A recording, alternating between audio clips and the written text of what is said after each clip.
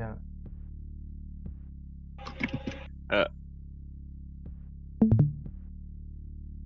Alright, is audio working? You can hear my voice fine? Hear any going through Discord and such? Oh, I'm getting feedback from somewhere. Yeah, it seems to be working. Yeah, it's working for me. Alright, good. No major audio issues or anything? Can you hear the a little bit quiet, but that might be on my side. a little bit quiet? Okay. Oh no, it's good. Seem well. Okay. Is the audio of the game audible but not too high? It's not taking over anything else?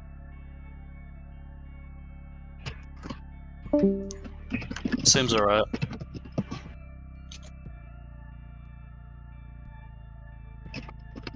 How can I only play this video at 180p with this stream?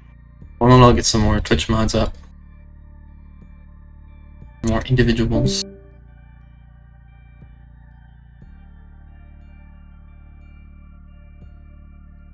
Should I also seek VIP status, or?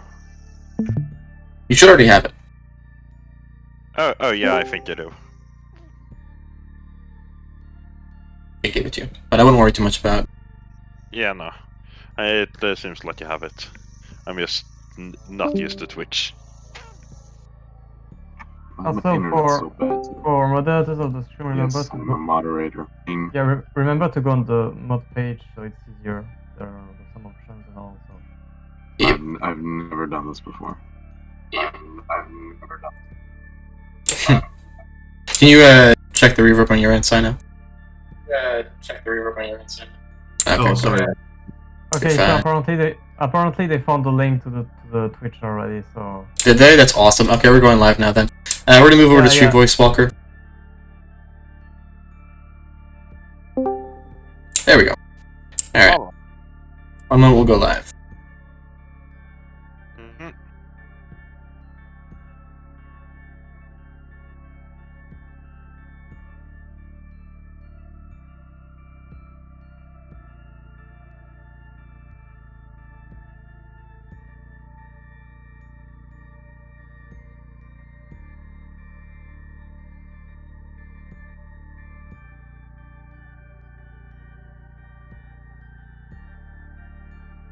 Here comes the fun part. Announcing it. Yeah, and getting to see too many people flooding at once. Alright,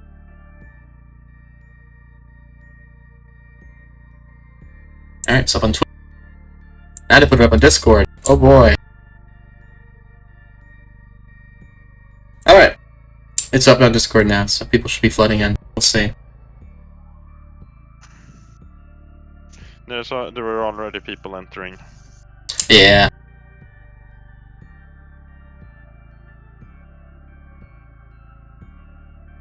Alright, there we go.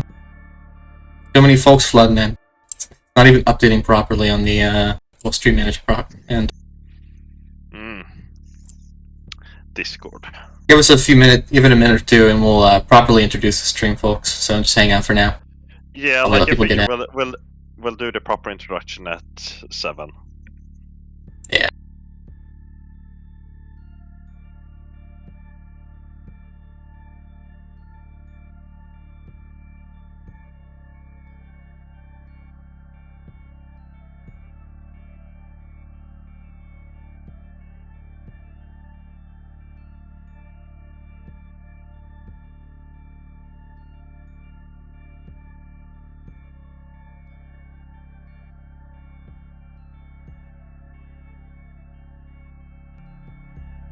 $400. What the hell? Too many people. Get out of here.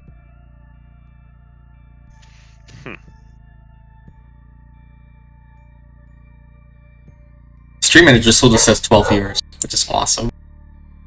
I think it's a bit more than that. We'll see. Yeah.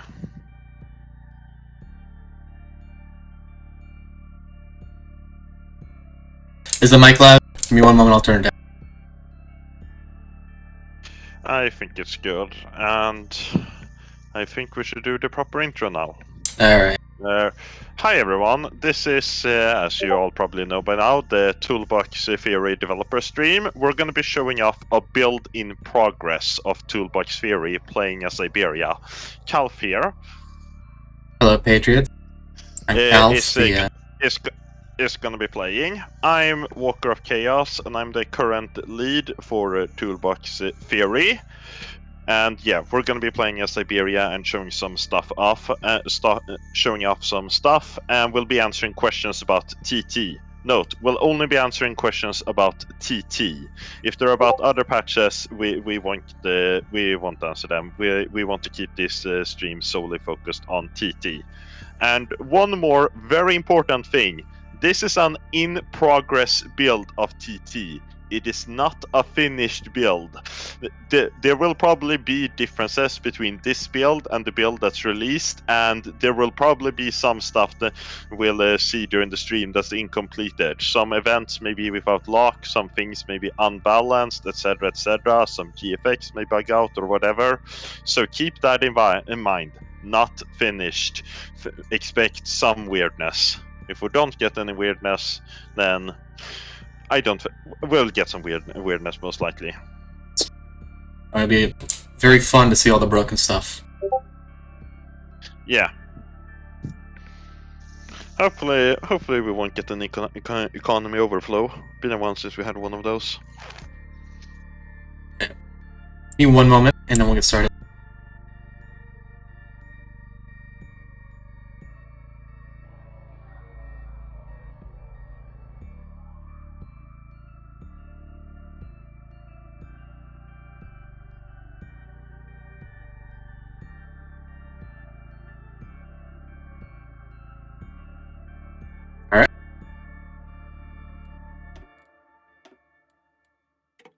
So, what of these little nations are we going to play in Toolbox Theory?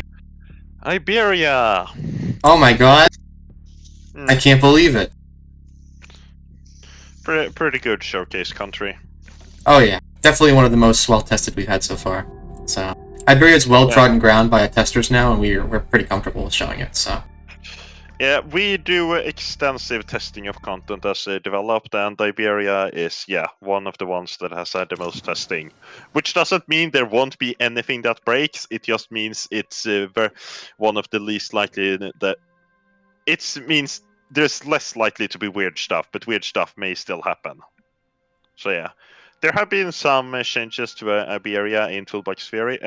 Actually, do you want to explain what this thing is, Calph? Yeah, I didn't really mean to immediately bring it up, but I kind of did by habit, so I guess we'll describe it.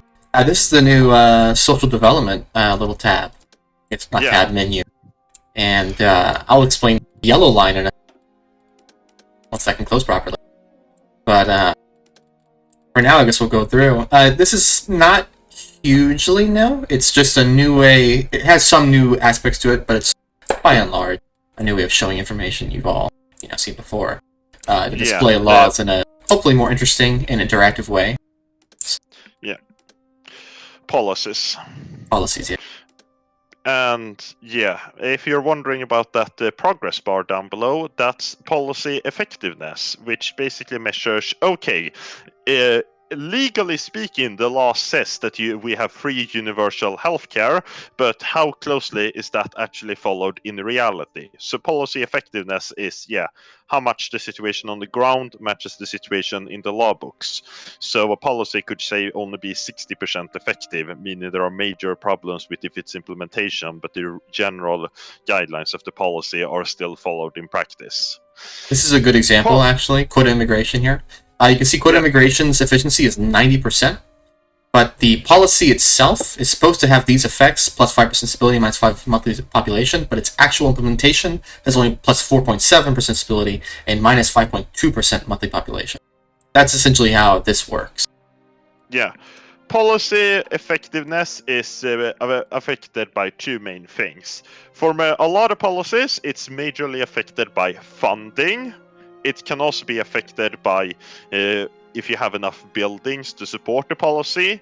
And you'll see during the course of the game, you'll see lots of focuses affecting you'll see lots of focuses, the decisions, events affecting policy effectiveness either positively or negatively. Yep. And this will also allow us to model some other stuff better on the ground. For example, we can have that when the US signs the Civil Rights Acts, it switches to equal rights policy, but the effectiveness will be shit because the South is being massive racist and doing everything it can to oppress people. Yep.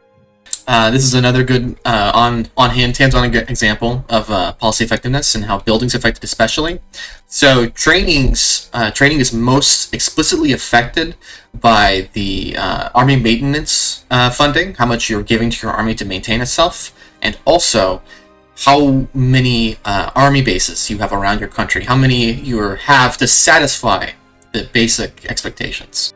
So if we go over to the construction tab real quick, see up top, this little thing. Up top, Remember, there's a delay. I'm sorry.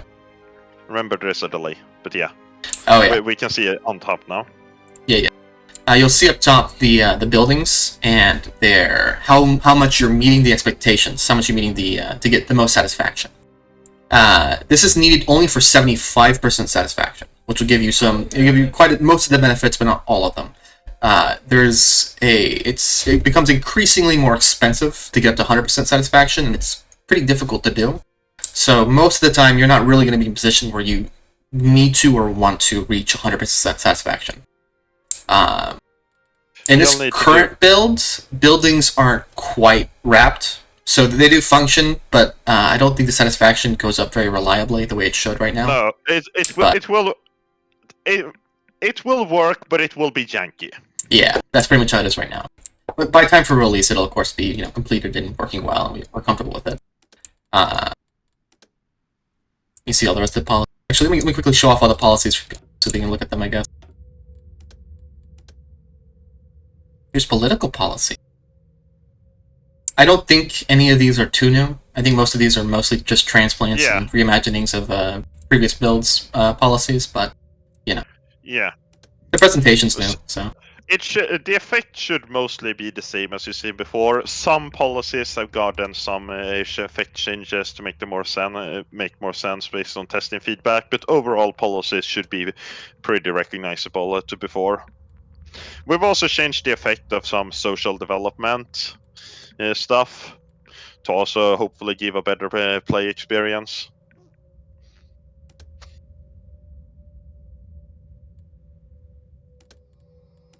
Here's Socialist, of course, pretty much unchanged as ever. Poverty, I think, was poverty a variable already in previous builds? No, poverty in the current public build is social development, but we've changed poverty to be a percentage. It still goes under the social development screen, but we'll now have more granularity, so we can represent just how much poverty there is in a country, and the effects of poverty will scale precisely depending upon. Oh. Yeah. I guess we'll take a quick peek at the Econ Menu. I don't think we have to go too much in detail right now, but we'll take a look at it at least. Yeah, there is the Econ Dev Diary, but if you want deep insight, but which can be a bit overwhelming at first, but we try to design this to be as accommodating as possible. And the core economic feedback loop is bigger economy equal more production units equal more stuff you can build / do. And most of this stuff here is just to give you more fine-tuned information about the economy. You don't need to worry too much about these tiny details unless you like seeing green lines go up. Yeah. I think we should this off. I mean, of course, show the diary, but just go quickly over it. Just get a quick overview. Of course, we have the Econ Subtype, which essentially just affects, what is your economy's, how do you manage your economy at a more broad level? And of course, we have values like centralization and decentralization to cover the more fine details of your economic management in your country. And then, of course, we have inflation, GDP, debt to GDP, and such. And these all interrelate with each other and affect each other. You can always, if you want to know the finer details, you can always look at the diary. The diary describes it in a much more legible fashion than we probably could, and voice. Just one quick question I noticed in the chat that's very quick to handle. Someone asked why Andorra has 0 GDP. We don't represent the micronations in the economic system because, honestly, it's just a waste of computing power. So those are just not represented. Yeah, no, it'd be tiny. I'm not sure if we even have it set up that we can display them, because that would be just be sub a million, so... Calph, I realized one pretty important cool thing we can show off that I don't think we publicly talked about before. If you drag the map down south. The what? Oh, I forgot about this. Yeah, just take the map down south. Yeah. Ta-da! African anarchy is gone. The countries start out on the map. The zones are demilitarized and the terror bombing still happens and is represented by spirits, but we show the tags from the start. Yeah. Well, there will also be some state changes, but I'm not sure if those are in yet or not. So it can be. I don't think they're in, but we want to do some small state changes to show that these countries have the most effective control over their capital and less effective control over the rest. But yeah, I don't think that's in right now yet. Yeah.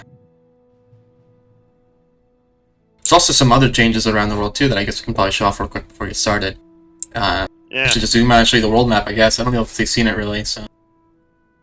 Yeah. The changes aren't too vast, but here and there, they definitely, you see them. But one immediate thing, probably, we grouped up the Russian anarchy because that one we felt it made more sense to be grouped up. Plus, it made some background code stuff easier for Russia dev. Sorry. Another one is that Central Asia is entirely new. That's that is just not what it was before. Central Asia, Philippines has a new setup. I think Cornwall garrison has been shrunk. From what I understand, the Cornwall garrison will get its proper size during the Civil War, but at the start it's just in Plymouth, and the rest of Cornwall is represented as demilitarized because it's more accurate to the situation on the ground. Where England has a jurisdiction over those territories, but military control falls to the Germans. But during the ECV, the Cornwall garrison gets full control of the area for better gameplay purposes. Somebody asked, what happened to the Philippines? That's a good question. I think we did a leak about this, actually. Yeah, we've done a leak about it, but okay, so de jure, the Japanese collaboration state controls all of the Philippines, and if you look at the world map, all of this would be shown as under control of the Second Philippine Republic, the collaboration state. But there are two other tags, are communist rebels in the north and the remnant OFN forces and other rebels in the south that effectively control their regions. They are basically in a continual state of resistance against the Second Philippine Republic, and it only really has control over the territories it controls at the map at game start. Once the Japanese economic crisis hits, they will start the second blitz, and will get a proxy conflict in the Philippines. Yep. Yeah. We might maybe tweak how exactly that situation is represented. But yeah, that's how it is for now. Also, some basic triumvirate changes. More setup for PW, because the current setup for Turkey now is for PW. This is the basic stuff that's going to be see in PW in more detail. So. Oh yeah, Calph, I have some requests from one of the devs. So if you can go to South America, absolutely, and take a look at Argentina. Oh my God, Argentina! Oh, that's new too. Yeah. Okay. Go first. The Argentina-Chile border has been fixed up, and if you go really south down to Tierra del Fuego, that has been spun off to its own tag for Argentina purposes. Yeah. Doesn't quite have idea GFX just yet. It's there. Yeah. And take a look at who owns the Falkland Islands. Oh no. Don't worry. Oh no. That's awful. The Falkland Islands are in the current build of TT represented under Canada, as they are the successor to the British. It's still not like Canada has formally annexed the Falkland Islands, but it's best represented that they are, since they are controlled under the authority of the old allies, and the Canada is the closest they have to a successor. We are representing them on the map as under Canada, but it's not like Canada formally turned the Falklands into a province of Canada. Yet. But yeah. Also, we have a new starting portrait for Nixon you could show off. Oh, we do. That I've been asked about. Here he is. He's beautiful. Yeah. There have also been other, probably a lot of other portrait changes, but it's kind of hard to keep track of which changes were new on TT and which are already in the public build. Yep. Alright, I'm gonna get started on Iberia before we get lost in not doing that. So I guess we can quickly show off the little effects, I guess, first and foremost, so you can see kind of what... The effects in this tree have been touched up.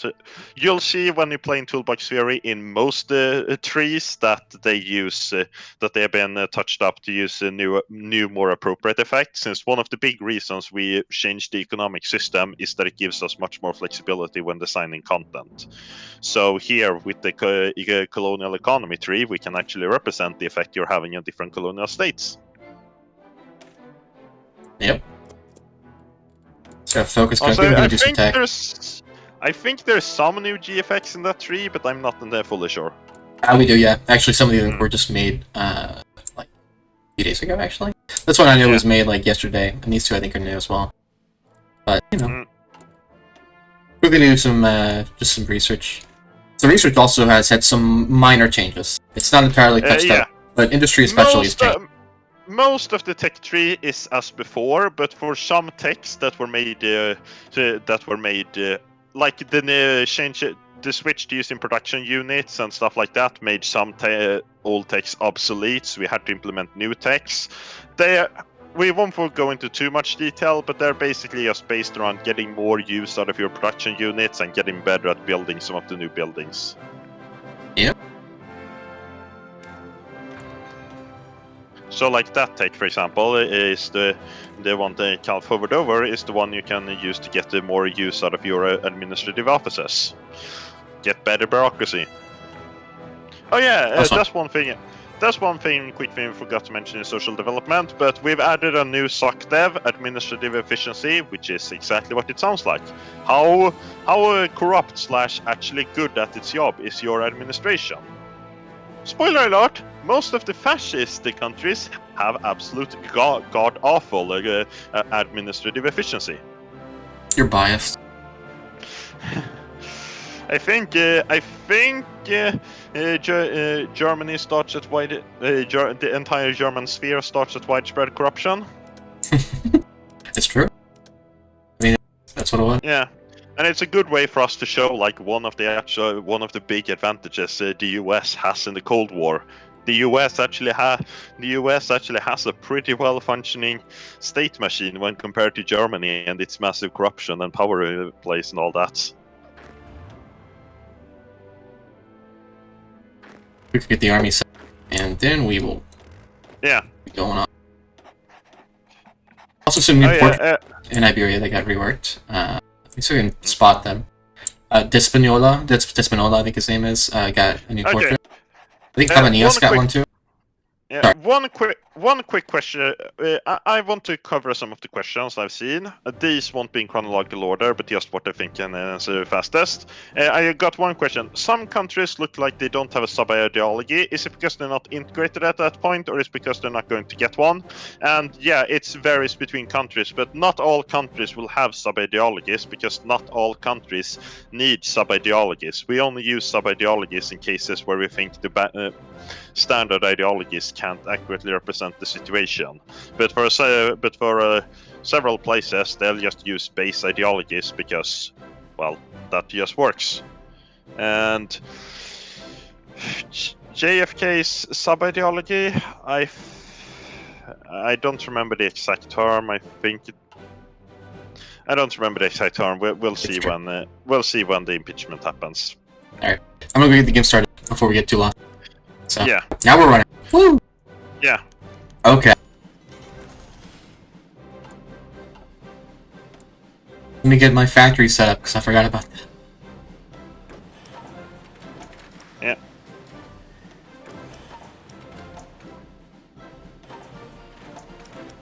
Also, don't expect 100% optimal 100% optimal choices here, because we are also going to be focusing on answering questions and all that, so we'll probably make some stupid mistakes while playing. Yeah, I don't know what I'm doing. Just be aware ahead. Don't expect expert gameplay. I got no clue what I'm doing, so you know.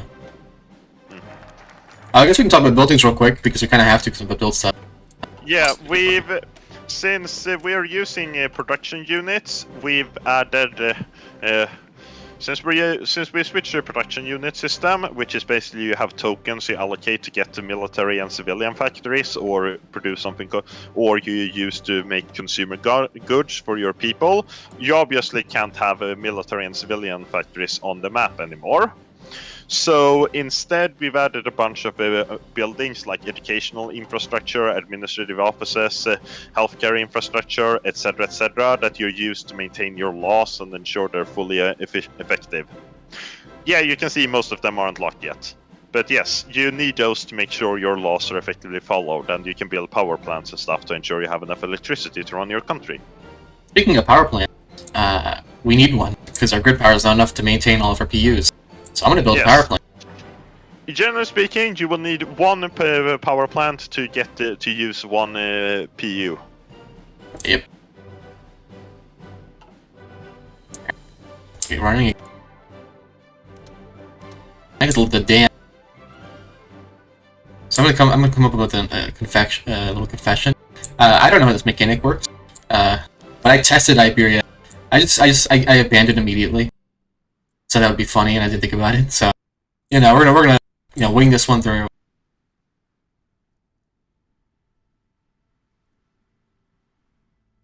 What's that? $1 million would be nice. $1 million, you know, as a treat. Anyway, I guess we can go look around now. Right. The game's running on its own. At one place that I think was mentioned, either by a community member or a dev who was angry at me, was the Dominican Republic. Yeah. That has received some changes they want us to show off. Again, build in progress, GFX not final. What?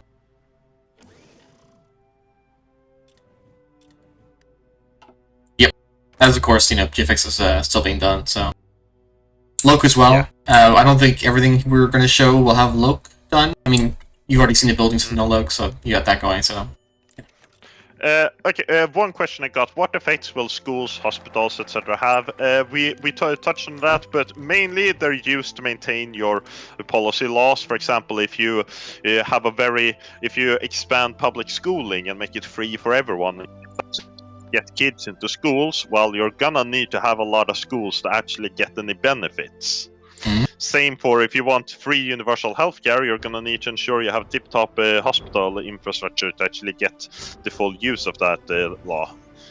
There can be some other minor side benefits, but that's the main one. Yep. Let me give an example here. We have is the education policy effectiveness is currently 13.6%. That's because the base effectiveness is 50%, but because our school satisfaction is only 54.7%. It's been reduced down to 13% overall. So the yellow line fills out what it could be if your satisfaction was 100%. Because our satisfaction is only 54, it's down at the green line. That's the actual effectiveness. So that'll affect the actual, you know, what it gives you in reality. So we get, what is this, 10% policy cost per capita, lower research speed, you know, a little bit of academic base gain, research facilities gain, etc., stuff like that. So that's pretty much how the little feedback loop works. You want to get good buildings so your policies are good so that you can get more money and you afford them better, and your economy will hopefully grow more efficient. So. Yeah. Policy effectiveness is honestly one of the systems I'm most fond of, even though it's a really simple system, because it gives us so much more flexibility in representing stuff on the ground. And I just think it's one thing that gives the game a lot more flavor. I just think it's neat. Yeah, pretty much. It's one of my favorite systems. It's really simple, but it's neat. So I guess we can quickly talk about the economy, and I give you a bit of a word of advice here. One of the most important parts of this whole screen is right here. This is by far one of the most important parts of the whole screen. This is telling you how much your economy is growing from its nominal... The calculation we do essentially is just the nominal GDP growth which is what the effects in game will touch on. Like if you improve your economy through focus, it will touch your nominal GDP growth usually. It will never affect the durable GDP growth. That can't be touched by focuses. And then your inflation will be subtracted by that, and that will be your actual GDP growth. So one of the first things you're really going to do is try to keep your inflation down, and try to find ways to lower it, as well as trying to get your nominal GDP up. Of course, without tanking your debt. So. Also, one very important thing, deficits are not inherently bad. It's completely fine, and in most cases you will to run a deficit, so long as you can ensure you grow faster than your debt increases. Deficits are not bad. Very important thing, and if you're trying to have a surplus just for the sake of having a surplus, you're probably harming your economy. Yep. In fact, having deficits. Yeah, like having a small deficit will actually provide some economic benefits. Mm-hmm. It's to your interest to have a small deficit, in case your debt is sustainable. If your debt isn't sustainable, there is then a reason to possibly look for a surplus. But if it is, there is no good reason to not have a deficit. Like, again, unless you're explicitly trying to avert a huge financial crisis, you should probably be in the deficit. Yep. And actually, let me quickly show one of the other feedback mechanisms for your debt to try to indicate what's going on. So currently our credit rating is B, which is fair. We use the American model, I think it is here. Actually, that is the American model. I think it is. I think that exactly is. I think we have it set up so the symbols for the thing will switch between the economic spheres of the big, great powers, but yeah. Yep, they will. The credit rating B has the effects. Our debt ceiling goes up. Our interest rates are, I think actually they go down. We have to pay less of them. The effect of debt on interest rates is marginal. Stability isn't affected by it, and our effect on GDP growth is good. Debt doesn't affect our GDP growth as bad as it could. So the main thing is your credit rating can change within the range of this red bar. For most countries, it's restricted to about. No. The red bar is your progress towards going up or down. No. You're looking at the wrong bar. I'm talking about the one on the left. This one. Oh, yeah. This is the range of your possible credit ratings for your country. Not all countries can go all the way up to prime or AAA, whatever. A lot of countries are restricted to about this range, from junk to good. For us, we're in fair, and there are genuine benefits to going up a ranking, up a credit rating. So you generally want to do this, and this is measured. I think this is calculated per month. Iberia can't have AAA rating because AAA rating is mostly reserved for countries that are pillars of the world economy. Like AAA rating is mostly reserved for the free economic superpowers because they are the ones that have the economic. Again, they are the ones that the world economy revolves around.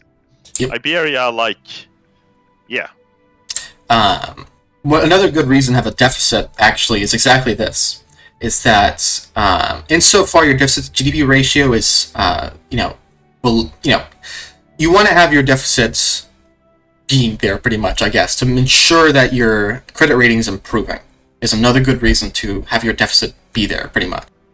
And the only situation where you want to start worrying is if your debt is 25%, is above 25% of your debt ceiling. So in our case, our debt's only 26.3% of our GDP, which is well below a quarter of 140% of our debt ceiling. So that's another major aspect to be looking for when you're managing the economy. This system, in my opinion, is all in all pretty forgiving. I didn't know what I was doing when I tested with it, and you genuinely have to be in a country that's particularly bad with the economy, or just outright look for it, to actually have trouble, in my opinion. Yeah, and because we've gotten some questions about this, yes, the AI can use this system. It wasn't we can pretty easily code some basic economic strategies for the AI. Yeah.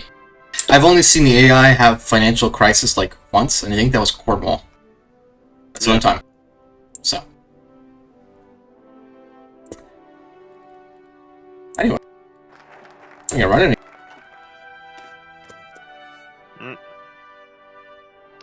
One question we got: what has bigger impact, player actions in specifically Econ GUI or national focuses nation-specific GUI?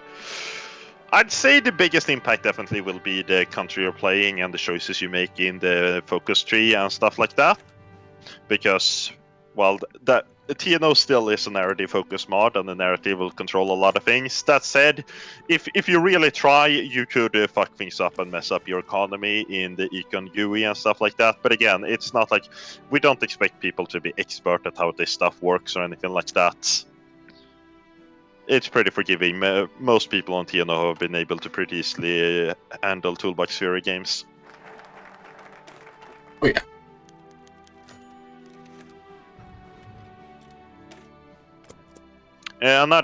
I'm just picking up some miscellaneous questions. Has pop growth been changed at all?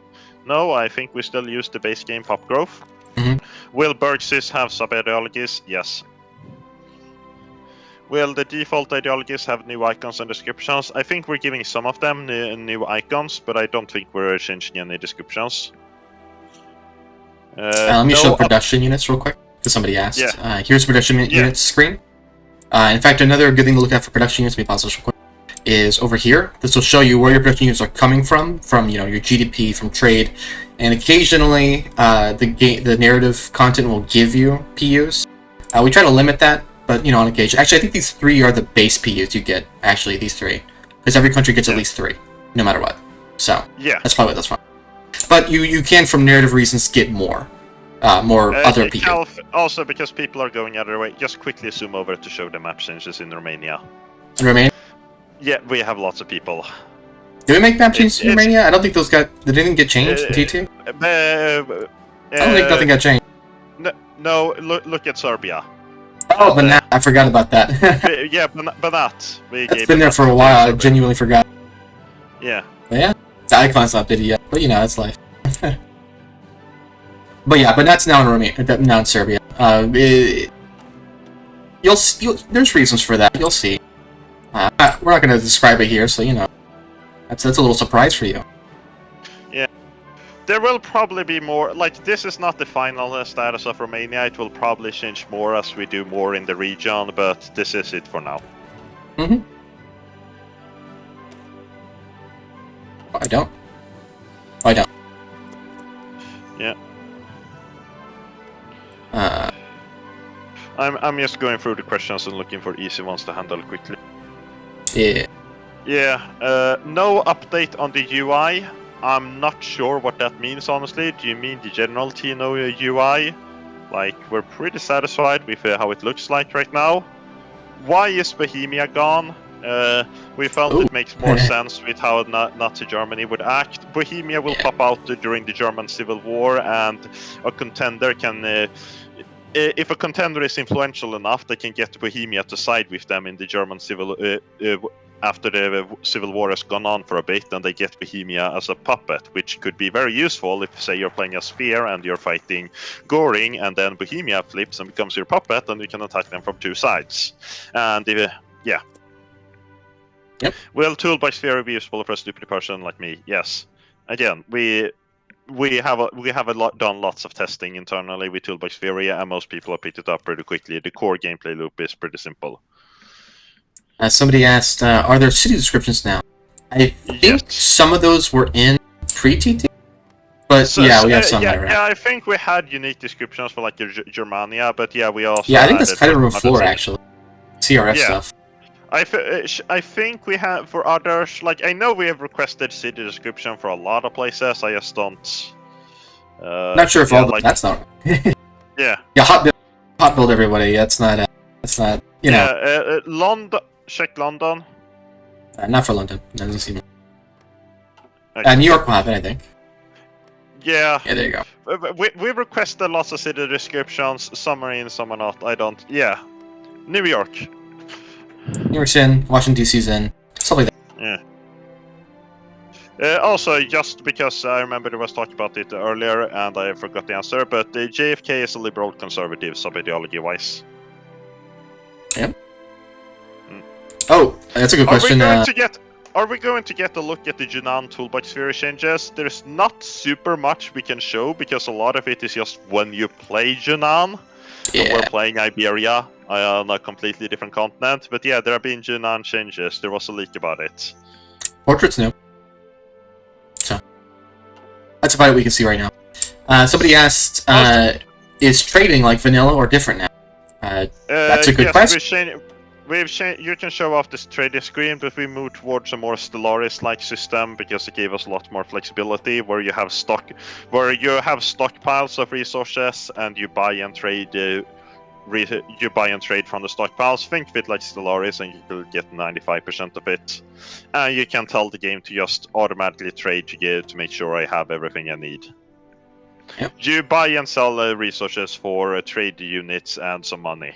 And the reason we changed the trade system is that we kind of needed to, if we properly wanted to represent economic spheres of influence and to better integrate it into the production unit system, because the vanilla trade system is pretty good for the kind of game vanilla is, but it's not super great for the kind of game we want to be, and it requires way too much scripting to get to work, or otherwise you get funny things like Russians trading with SS splinter states. Yep. I guess we can quickly show off, the trade opinion, how it affects trade, and also embargoes. So because we're in the triumvirate, anybody in the German economic sphere, we embargo. We can't trade with them because they're somebody we don't like. Burgundy too. Stuff like that. Sorry. Yeah. This menu we've hidden because it's not quite ready. Also, Calph, I think you can unpause. I can unpause. Thank you. That's not unpause. Slow down. Yeah. That menu, social, it's not finished right now, but that will just be a cool way to show off some more concrete stuff about how your policies are affecting facts on the ground. We can't talk about it very much right now. Yeah. It won't be critical to gameplay, it will just be a nice thing to look at to see how your country changes. There's a ledger. I didn't realize they got that in now. Oh, there you go. This is probably not quite finished, I think, graphically. I think they were actually still working on it. But here's a ledger. This shows you more specifically what the costs are, where your money's going. Yeah. Also, just to quickly address the questions about release date, we're not going to say anything about the release date on this stream.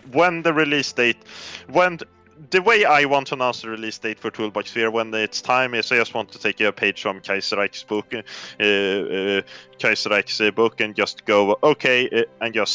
Once Toolbox Theory is finished, we'll just drop an announcement saying Toolbox Theory will be out in 3 days. Finish up any campaigns before then.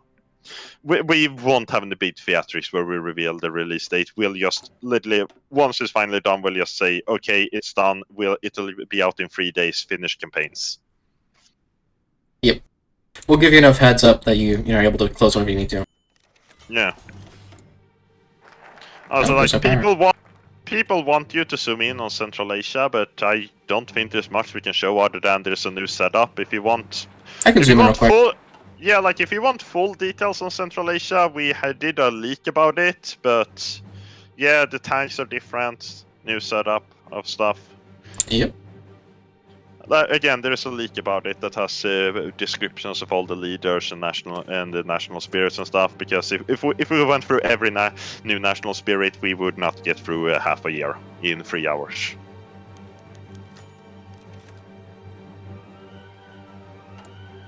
Somebody asked, how does the sub-ideology scripted loc work code-wise? What are the triggers?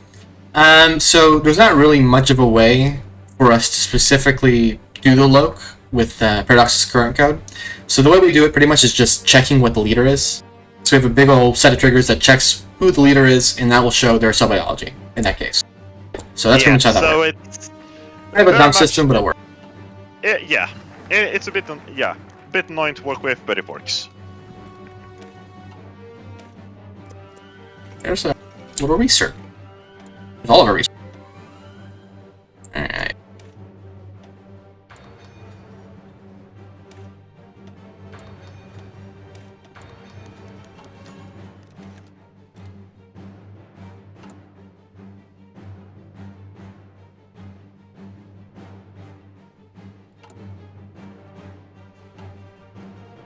So I guess we'll check out questions. What else is getting skeleton content? Is there any new Nat spirits we can show off? It's a bit one of those things of keeping track of what's new in TT, what's there before, but like there's national spirits in most Dominican Republic, Chile, lots of places. Was Uruguay in TT? I think Uruguay might have been Illusions, not Illusions End. Yeah, like not Illusions End, sorry. Yeah. TSS. Southeast Asia. Yeah, there have been there's skeleton content all over the place. Peru. Yeah, some of it is just teaser for future patches, some of it is just new region setup. Yeah, the answer is there's so much we honestly don't quite remember, so... Yeah, again, there's a lot of skeleton content, we're not going to be able to show it all off, because we actually also want to show off the gameplay systems, and yeah. We have leaks on a lot of the skeleton things, and we'll probably have leaks on future skeleton stuff. So just... with the text for consumer goods production and PUs from economy being separate, does that mean being a poor country that focuses on selling materials to rich countries and buying consumer goods is viable? Yes, that is one of the goals of the thing. And we actually have some things where like the higher your soak dev is, and to like represent the more developed your country is, the more consumer goods you will need. And if you're a very underdeveloped country with poor agriculture and stuff like that, people won't exactly expect as many consumer goods as before. So yes, the goal is that it should be fully viable for smaller countries to just get by on selling raw materials. More than viable, it's preferable, really. Yeah. In the condition you're in, if you have a smaller economy, you're not really going to be able to produce consumer goods on your own time. Also, it's not very efficient. Yeah, also, Calph, I have a dev screaming at me to show off Thailand, so let's say we're not looking at Thailand. Alright, we'll show off Thailand. Here's Thailand, yeah. That's not quite right. Yeah, awesome. Thailand. Don't worry about the sub-analogy, yeah, he's funny. That's the sub-analogy. Effects, very much work in progress, that won't be there for last. Who's that dev? Write down their name. OPH. Write their name down. He's getting shot. He's not gonna be here tomorrow. Yeah. This is a little soda, these little folk national spirits rather. They're cool. Yeah. Oh, bye bye. Bye bye, Triumvirate.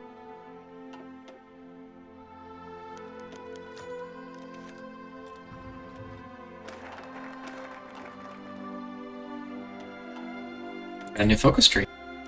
And also new there. Oh, we actually have a new Econ Sphere too, because we're no longer in the Triumvirate. Actually, no, we don't.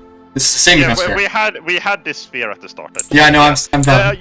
Your economic sphere is basically not all countries have economic spheres, obviously, but an economic sphere is a big boy country and smaller countries economically reliant on it or otherwise heavily economically integrated with it. There are some advantages to having economic spheres. It puts you ahead in the Cold War, you have easier time trading with them, etc, etc. I don't remember all the economic spheres at the start, but we have a couple. And you look for them. And one of the rewards for generally speaking, one of the rewards for winning proxy wars will be that you can get the faction is that decide that one will enter your economic sphere, expanding it. And like again, the economic sphere will be important for the trade system and ensuring you can buy raw resources from them. And if a country is not in your economic sphere, and say you're Germany, you might not be able to buy your stuff from countries in the American economic sphere. Which, yeah, and which is another reason we did the trade system changes. I know we could kinda fake that stuff with the embargoes in the vanilla system, but the current system we can made ourselves is just more flexible for our purposes.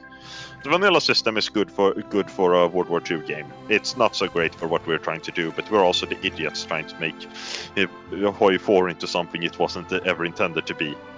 Alright, real quick, somebody asked for me to check the sexual minority rights policies.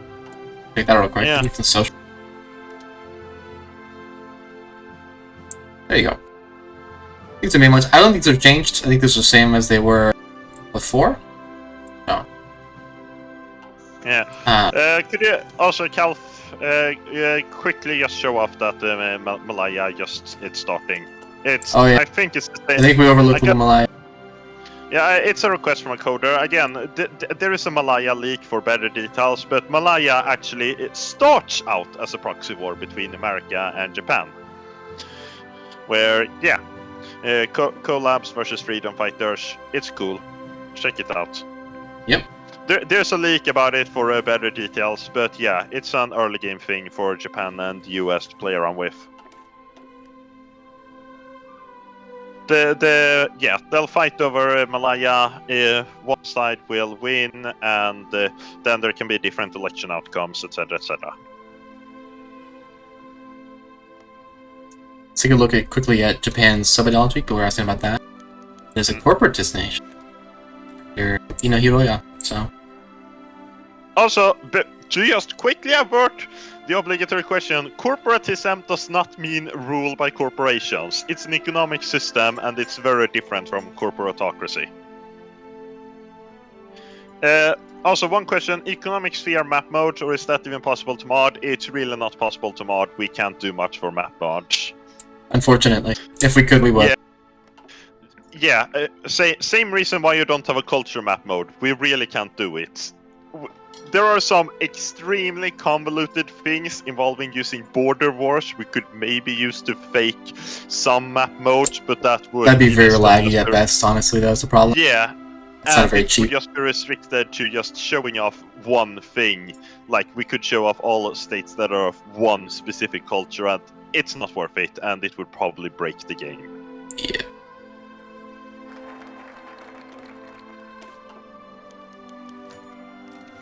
Should we help Italy or help Turkey?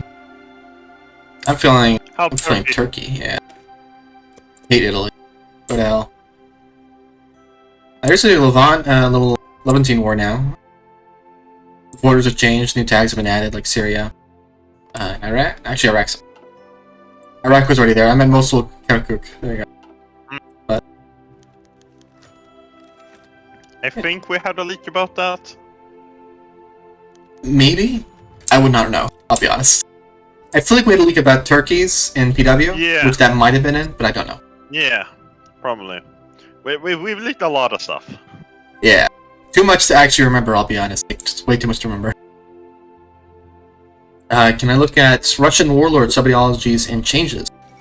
If I can remember any in particular, we'll take a look. But I think too many, actually, we can take a quick look. I think some of these sub-ideologies have changed. A lot of new sub-ideologies, so we can show off some of the differences here. Get focus going again. Let's take a quick look around.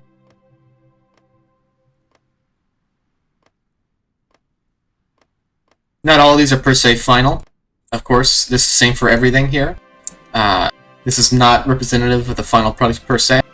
Things are definitely open to change before we release. Just about everything is. So, keep that in mind. Yes.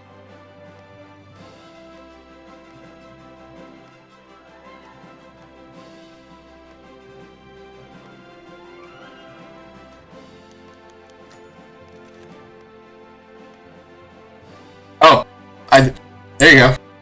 That was accidental, but here you are. That's new. Have you seen this yet? Have we shown this? I think we did. Yeah, we should. Yeah, I think we did. Huh? Any changes to Warlord economies? Yes, Warlords use the Econ system from the start.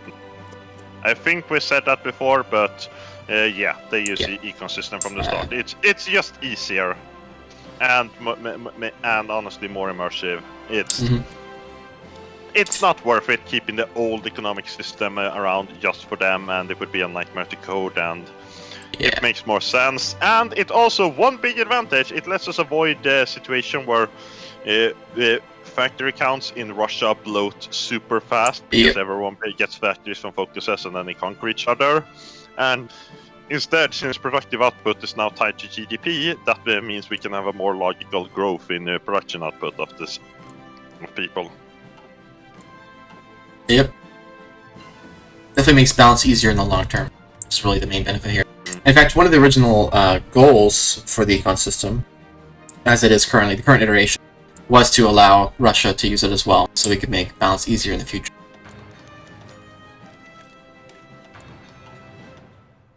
But Calph, could you show off the dam model? I could. Actually, there's a lot of models I could show off. I just not remember that. Volkshalle. I'm not sure if you can actually see the Volkshalle though, because you don't have vision over. I don't. But yeah, we have a 3D model for the dam. We have 3D models for the White House and other places. Just gotta turn off fog of war real quick. Yeah, so we have a free from the Tiger to the British Sea. Yeah, Volkshalle.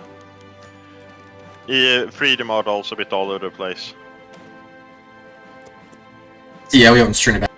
You can also see all the new unit models, which are going in with TT. I think we had a few with, actually, where are the new unit models? I'd have to think about where they are. There's a model in Magadan, though. We probably won't show off all the 3D models, because we also want to focus on the mechanics and stuff like that. But yeah, there are 3D models all over the place. I'm trying to think what the new unit models are. A lot of these were added pre-TT, but I'm trying to remember which the new ones are. I think England has new ones. I'm pretty sure. Yeah, I think there are ones in the Levant. Yeah, let me check. I think War Gui bragged about that once. Sounds like him.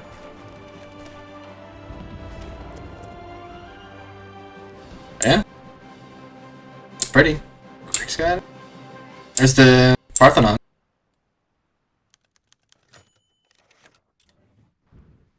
We got a new little production unit. This one from... It was from us not having a trade deficit. That's what it was. Awesome. I'll happily use that. Oh, another thing worth mentioning, because I think I did this subconsciously without talking about it. There is a GDP benefit to infrastructure, which is probably worth doing. It's not really worth it so much as to do it over buildings most of the time, but it's pretty useful. Let me actually check. Here, I think would have it. Is it here? Where was it? Okay, I have to go find where it mentions it. Just a quick clarification. Yeah. Country-specific questions will generally speaking be ignored unless they're relevant to TT.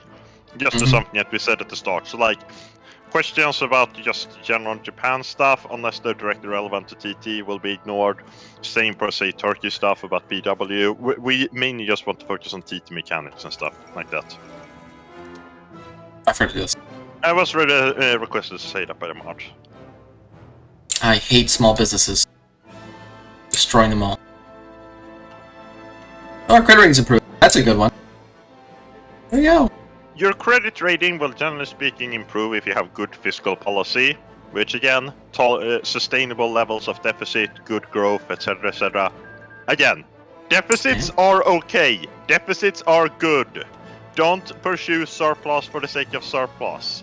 A surplus for the sake of surplus is honestly just a waste of money, because what is the money gonna do if it just sits in the treasury? Yep. This is actually a really good example, too, of how deficits can actually help you in this case. Because even though our debt's growing quite a bit from what it was, like, 23% or so, right here, our credit rating's now improved in such a way that it's not actually affected us negatively. In fact, it's improving us now. So that's kind of the thing you want to be in. You will have a deficit and your debt will grow, but the benefits you get from that will ideally be better than if you had simply kept your debt stable.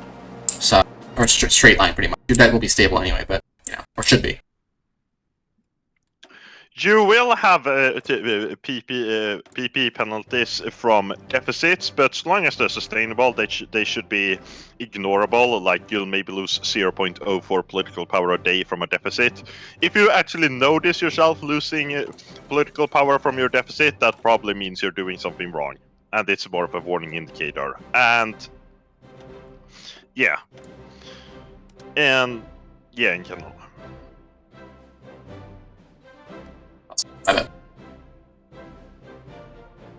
We made it through a full year. Yeah.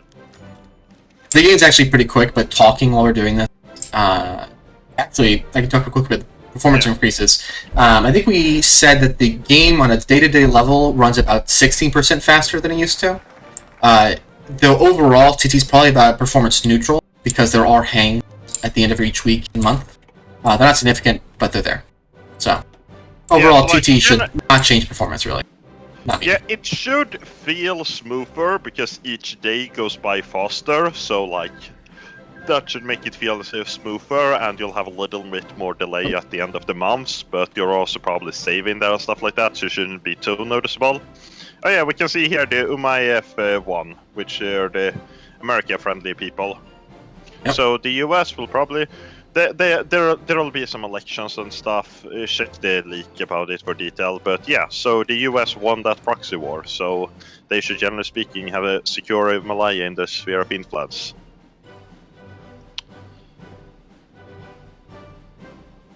Yeah.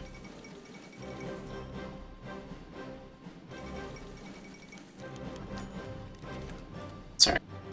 Any other questions we answered? How does changing military or naval expenditures affect your armies and navy? We'll look at that real quick, because I think it tells us. Should tell us, at least in the policies.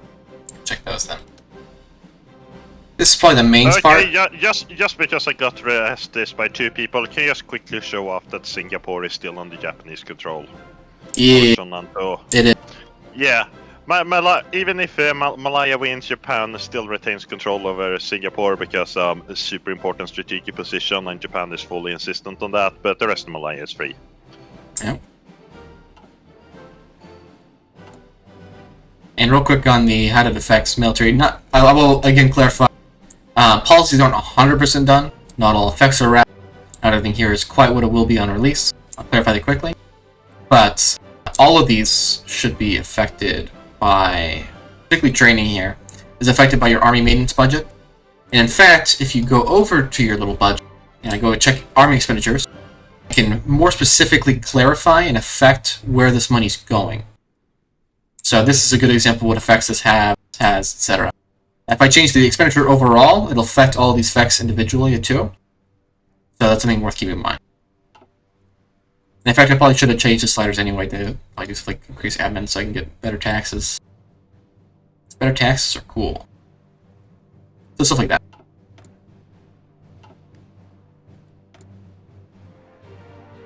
There's a fair degree of granularity fair degree of granularity we worked in, but you don't per se have to count each and every little aspect of the economy.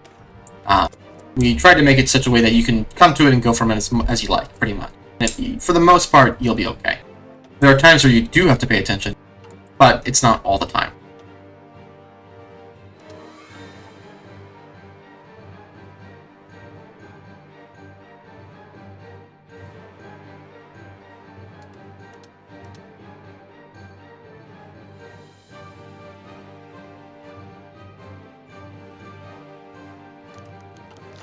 Social expenditures are stuff like healthcare or pensions.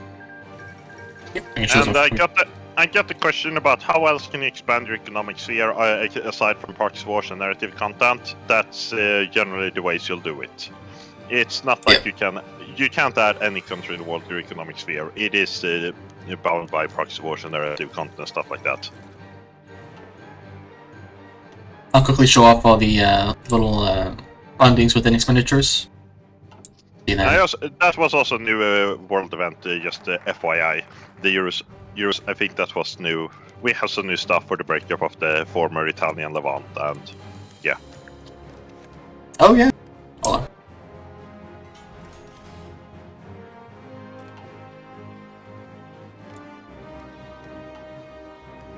That's all wrapped up. I think Italy won that one. Yeah, they did.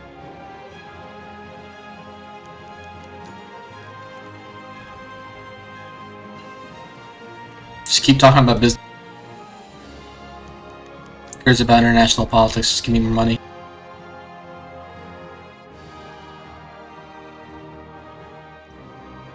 Is TT adding game rule options? Specifically, for example, can we force the Iberian Civil War to happen through the game rules? No, we don't really have an interest in setting that up, and it would be it would be a decent amount of code work, and yeah, we don't really have interest in it. Like, if someone does country path submod, go ahead and use that, but we don't really personally have much interest in it. It also, as Walker said, it's quite a bit of work, and TT's already pretty huge, so there's just not much space for it. Also, yes, because I saw a question about it, the Cold War GUI still exists, you can show it off. Oh, I can, that's true. Let me show that.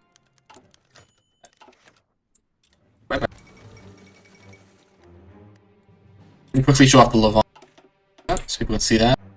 This is not new content. I think the world events are... They might be new. I think they are. This is not quite finished anyway, but... Yeah. You know. Let me show off... Well, where'd you... This is new. I don't think we've shown this before, actually. Maybe. Shown what? I don't think so. So We've this is shown a... previous forms of it. Yeah? This is all new. This is kind of a score screen. It tracks the major powers and what the places they have in their influence, like what oceans they generally speaking have access to.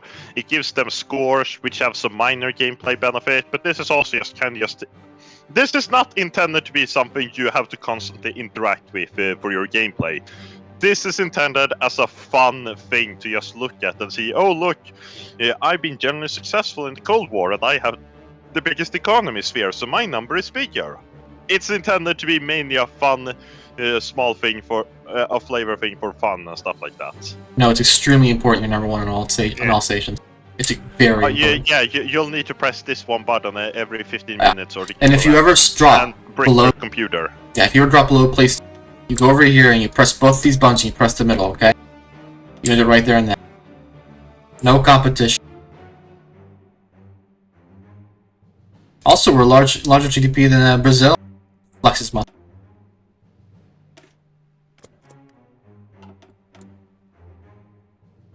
But that's the Cold War GUI. I think we'll have more to show off about that later on. Possibly. But right now there's not particularly much we can show on Iberia.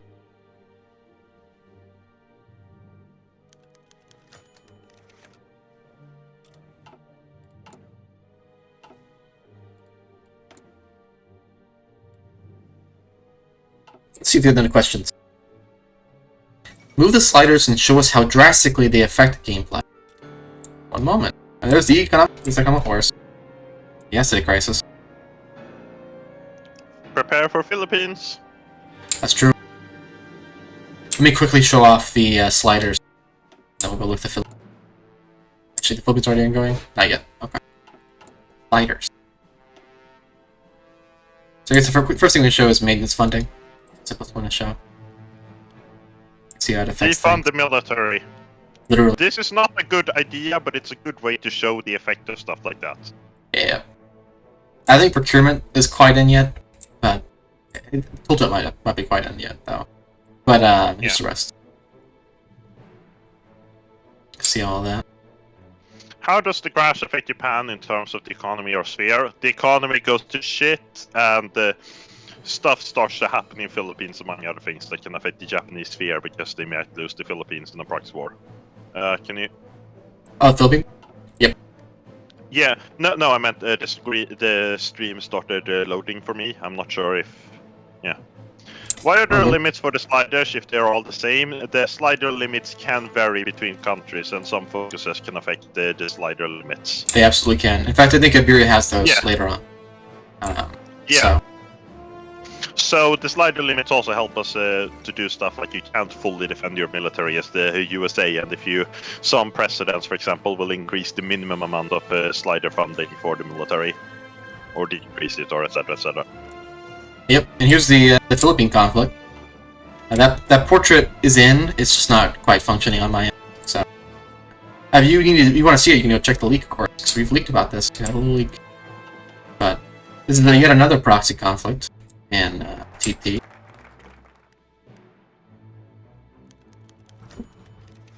Business. Money. The Balantuac Blitz. That's what it said.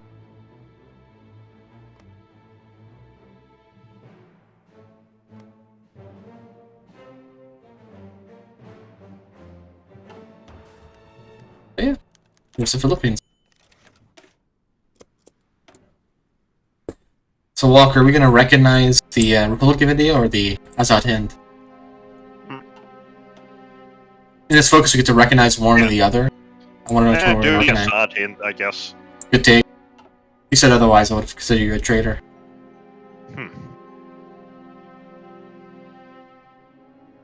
Somebody asked, what can we do about our banking system? That's a good question. And in fact, there's a whole little mechanic about it.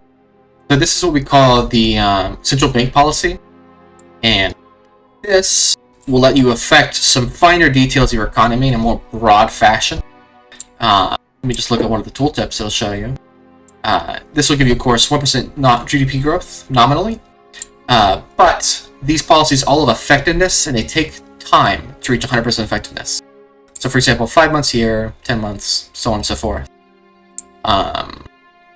Another interesting benefit of these is that if I were to change my policy right now, the effect of the policy would not go away immediately. The previous policy would decline over time now. So, for example, this policy right here took 10 months to get 100% effectiveness. It currently is 100%. It'll then take 10 months to go away if I changed it. So this is a good reason to be on top of your central bank policy and changing it often to get the most benefits out of it. So. Yeah. Is it possible to see any focus reworks out in TT, or is it super secret at this point? I think we've leaked most of them. Like, don't really expect us like show off much on the stream, but that's more because we'll be focusing on other stuff. But I think we've leaked some of the most of the focus reworks / changes. There'll be in general, like, depending on how you define the term rework, a lot of places have gotten reworks, but that would just be changing some focus effects. Though some places have gotten more extensive changes, for example, Jinan. And I think you should probably see if we have enough time, we'll probably get to a point where you see a new tree for Iberia.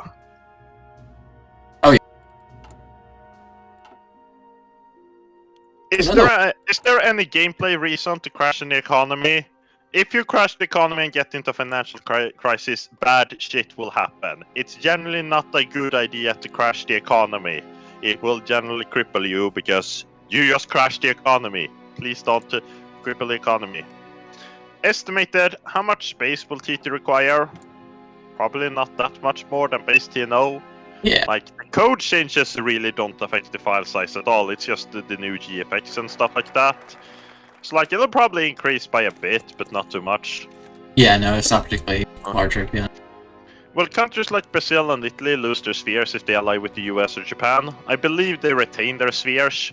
Like, if a country joins the OFN, it's not like they immediately get added to the American economic sphere. If they're a major power like Italy, they can maintain their own sphere while still within the framework of the OFN, I believe.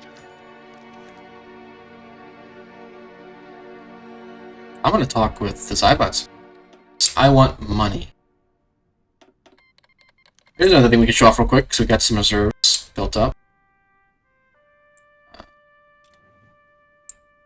One of the things we've added, and this is actually not technically added, but this is a change from how reserves used to work, is reserves are not really as important as they used to be now. You only really get them through gameplay effects, and if you have a surplus, which you won't often have, or shouldn't often have. And so, to allow you to have some more function, more control over what you can do with reserves, of course, you can pay debt or invest, which I think we're in before, but investment's not quite direct. You're not just giving your reserves to your GDP. It doesn't work like that. So I'll show you how investment works. Investment works basically off of, it depends how much you give into it, but where did it? Should be a little investment thing. I think that got hidden by accident. Okay, we can show it here, I think. Not explicitly show. Okay. Code, it'll show properly in release. But investment adds a little national spirit to you that will give you some basic economic effects, including to your GDP growth. But it will not directly affect your GDP. So.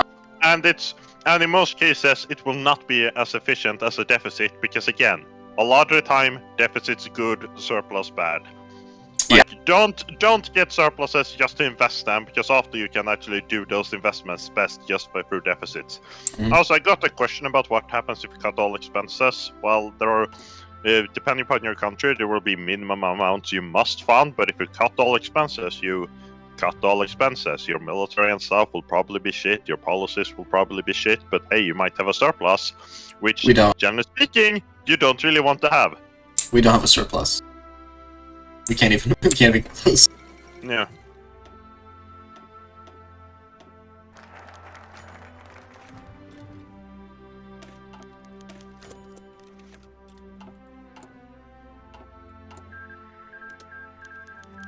Also, yes, to address the elephant in the room, you can print money with the money creation button. it is not really a good idea because it will massively affect the inflation and all that. The money creation button is essentially, I think the short-term consequences of not having enough money are worse than the long-term consequences of turning on excess money printing, because you're obviously always printing at least some money. It's not really a thing you are intended to use regularly, but if you're in crisis mode, you might want to turn it on. Yep. Fiscal crisis. Also, I just saw a question about fiscal crisis. When we talk about fiscal crisis, we mean in game term. A fiscal crisis happens when your economy goes to absolute shit. They're bad. Yep. That's what you want to have.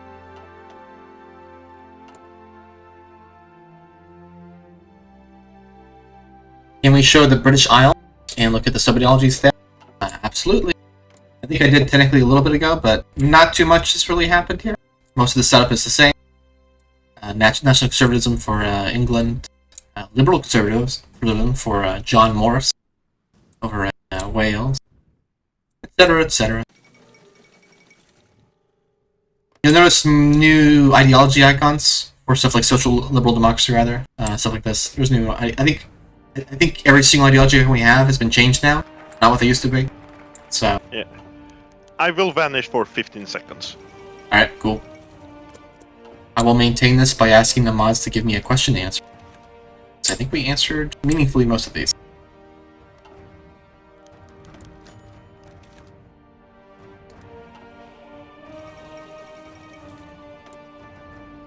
Somebody asked, are the Brittany focus trees gone in Toolbox Theory? The answer is yes.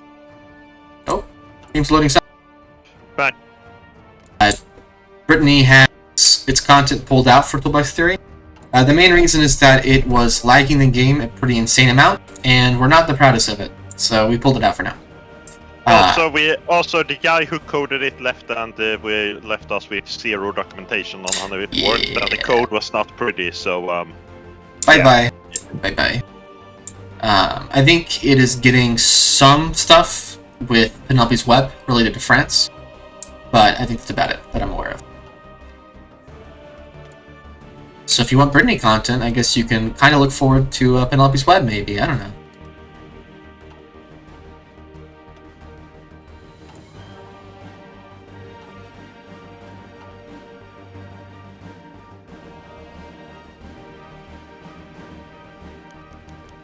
John? Look around at Russia, see what's happening there. Or Megadon are going at it. I'm still looking good for Megadon, I'll say that. Well, maybe. Be fun. Yeah, it'll probably be fun.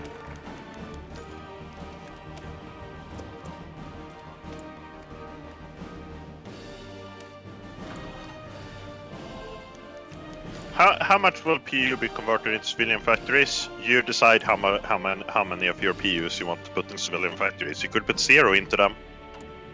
But yeah, PU allocation is up to you, though you will have to spend at least some of your PUs on producing consumer goods or buying consumer goods. But yes, exact specifics of PU allocation are fully up to you, the player. Yep. You can also, you see that thing down there below the consumer good things. That one is going to get the GFX pass to be prettier and actually more functional.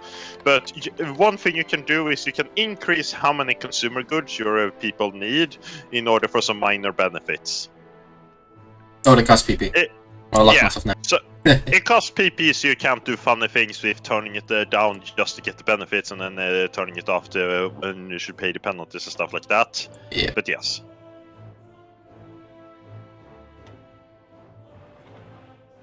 You actually see, this will tell you how many buildings you need for satisfaction. Also, just a quick thing for the mods. Calph, no Brittany content in PW. I think we said that, but again. Oh, that's my bad. Brittany won't be playable in PW. Oh, no, I didn't mean that. Sorry. I want to clarify. I meant that Brittany... Skeleton content in relation to France. Yes. Obviously. That was the intention. That was the intention.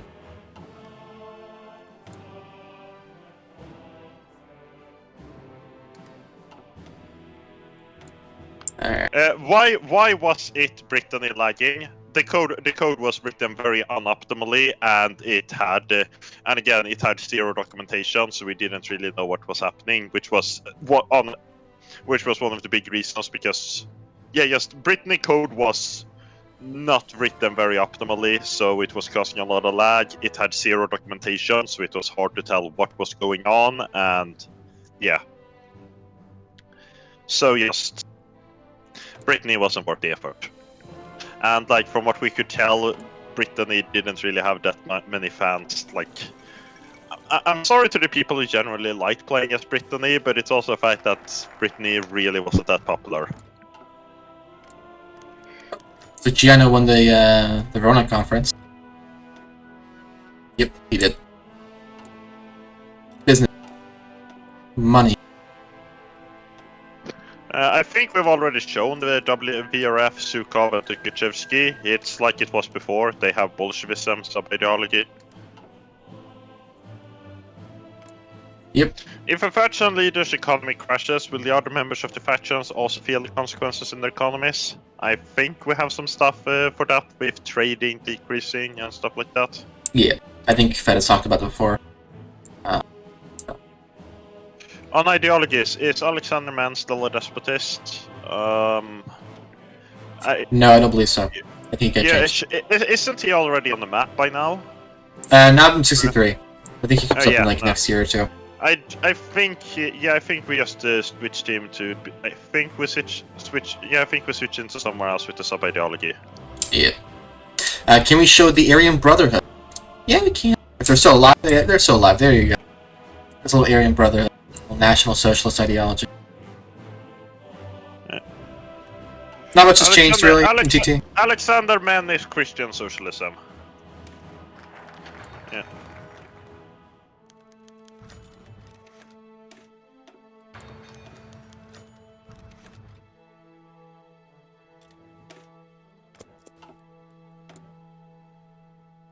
Also, yes, again, we are streaming and answering questions, so we're kind of rushing through content for the purpose of showing stuff off, but there is a lot more nitty-gritty stuff you can do as Iberia, obviously, if you're playing it at your own pace, and you can do stuff with this SAW and all that. This is really not how you should be playing. We're doing it for demonstration purposes and such, remember. We'd like to be able to get past at least the German Civil War before it's been like 3 hours. So we've been at about hour 20 now, so, you know. We're making somewhat good time.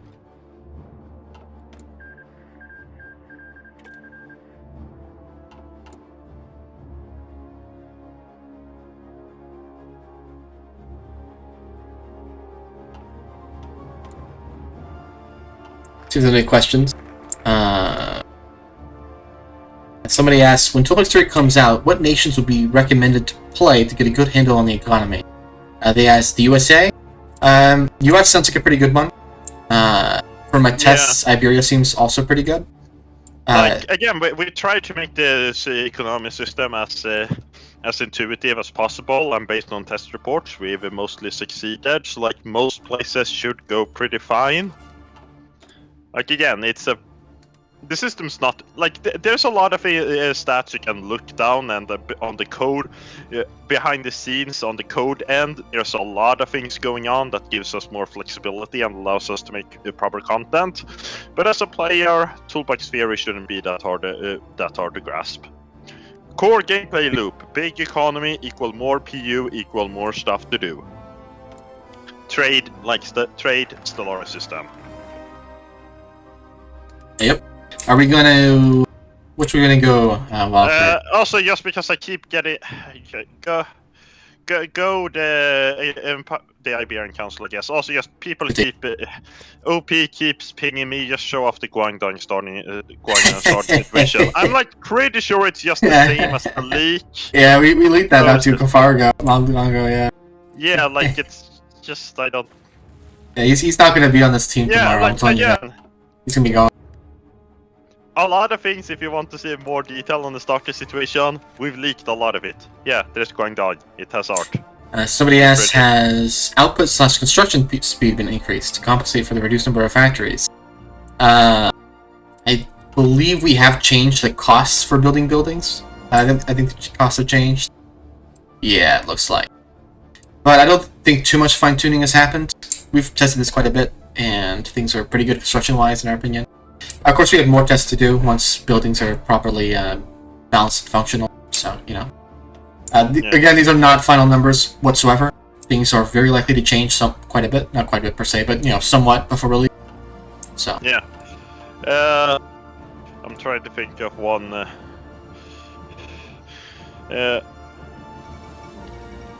Einstein, we've already answered that one.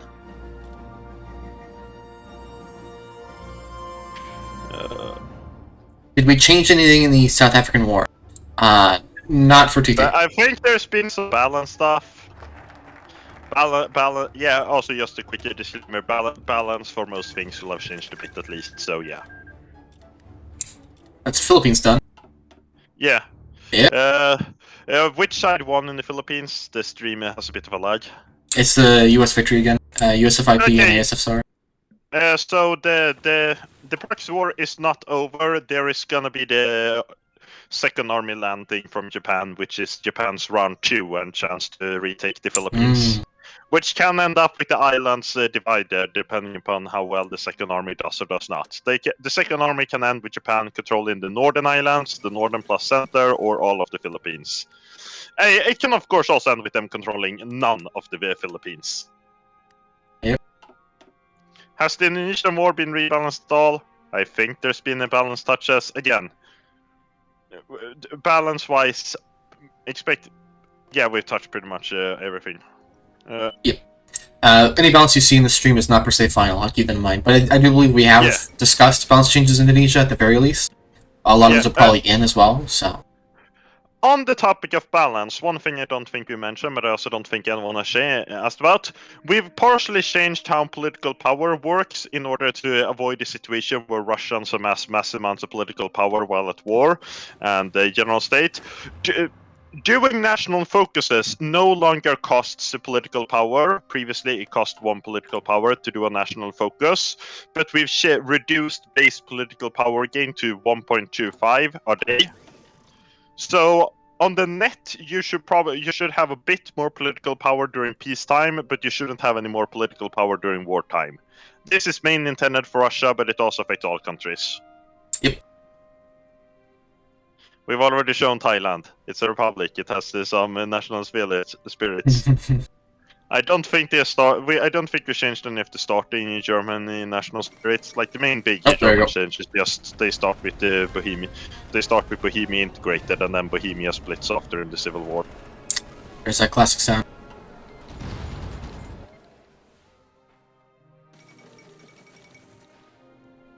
Yeah, and you can see there Bohemia popped out, and after the Civil War has been going on for a few months, I think one contender can try to spend legitimacy to get Bohemia as a puppet. I think we mentioned this before, but yeah, which can either be like it can be a good way to get attack an enemy from behind or to fortify up your lines. Pretty good GDP growth bonus right there. Also, France is just gone. That was surprisingly quick, actually. Since we got another question on it, Russia will, generally speaking, probably have less factories since we changed to a production unit system.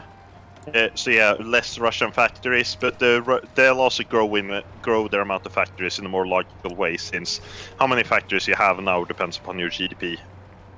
Yep. Also, our credit rating improved. We are now BBB.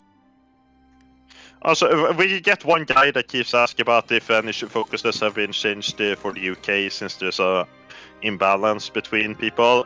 Yes, England focuses for pretty much everyone have been changed to try to integrate new system and hopefully keep better balance between PAPs and stuff like that. Yep. Are there any specific TT economies that work completely different compared to everyone else? Not really. There's some things where we do extra things, but like generally speaking, everyone uses the same model. Yeah, England has received more changes than normal in its focus trees after the elections, but yes. The big Himmler.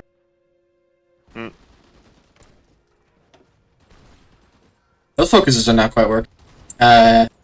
Here's again another disclaimer. This is in progress, not representative of the final build. We'll fix that.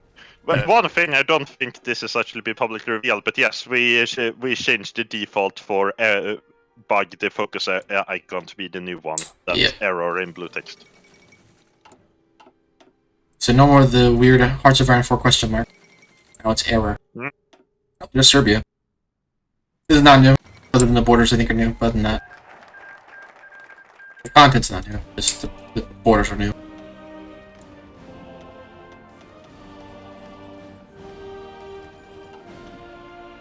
I think somebody asked to look at the Levant, so I'll go take a look at that. I think I already did, but I'll take another look. Yeah, it's some new borders. I'm pretty sure we leaked those already. Yeah. Yeah. Yes, this is one outcome.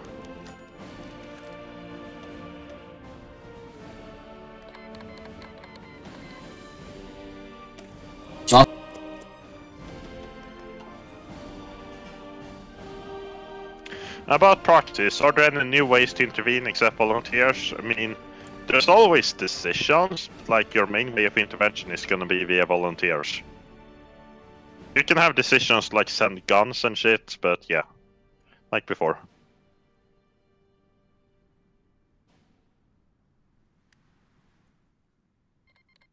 It's Moscovian.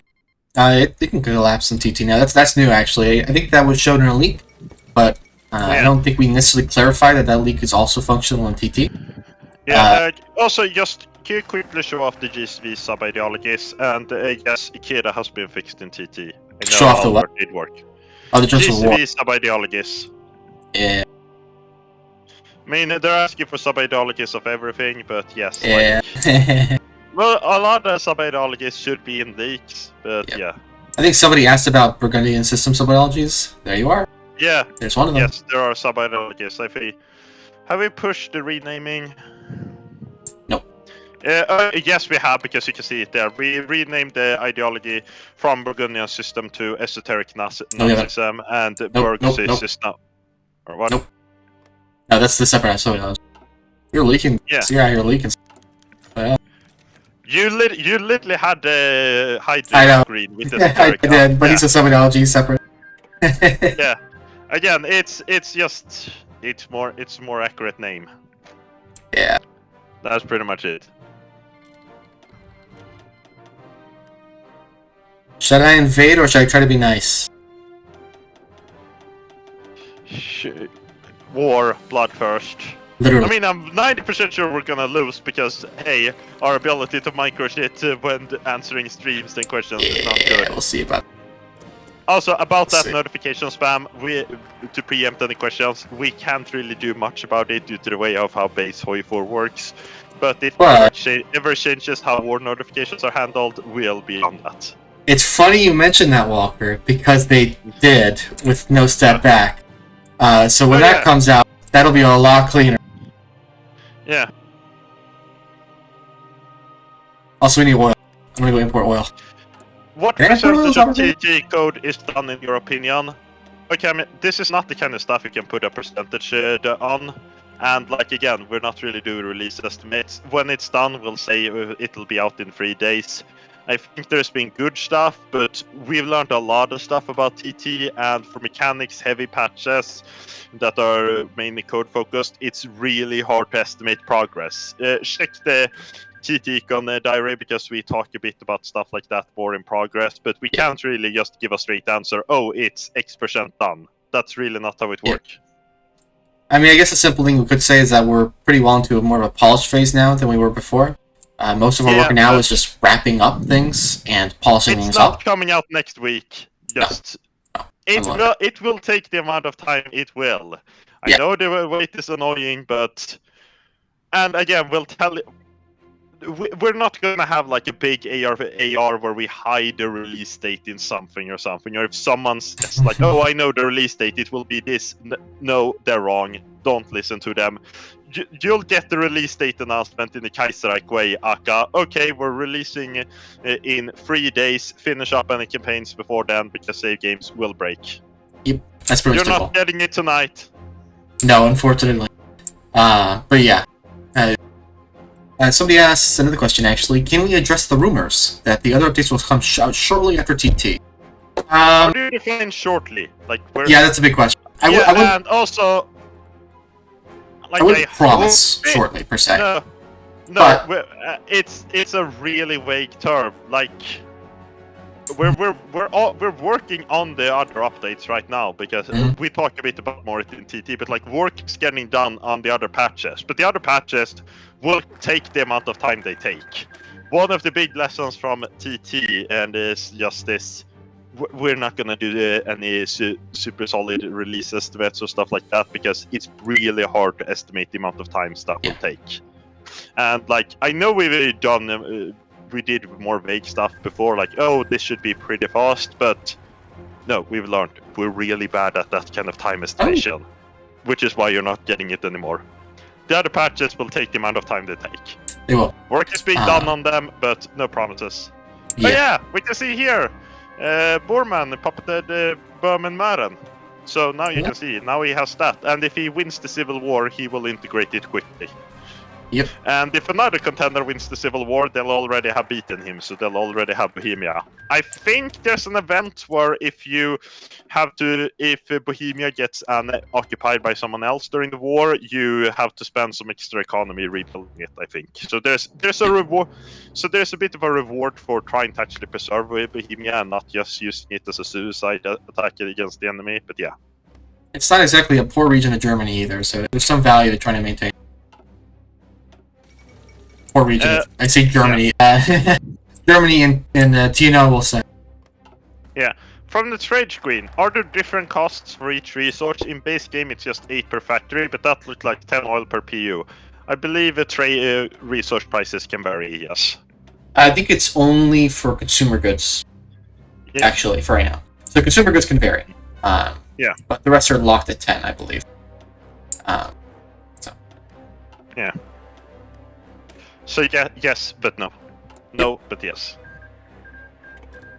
We've shown the social economic screen before, or well, shown. It's not done. So nope, there's nothing to show for now.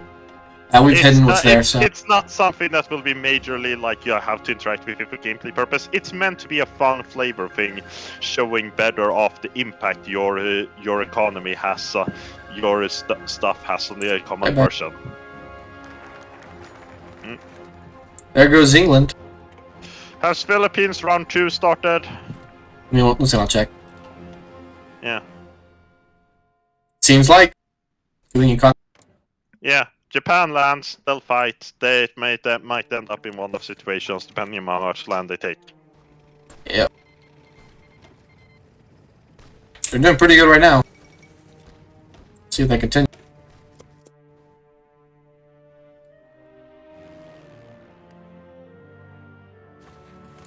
About to do the Algerian War, so...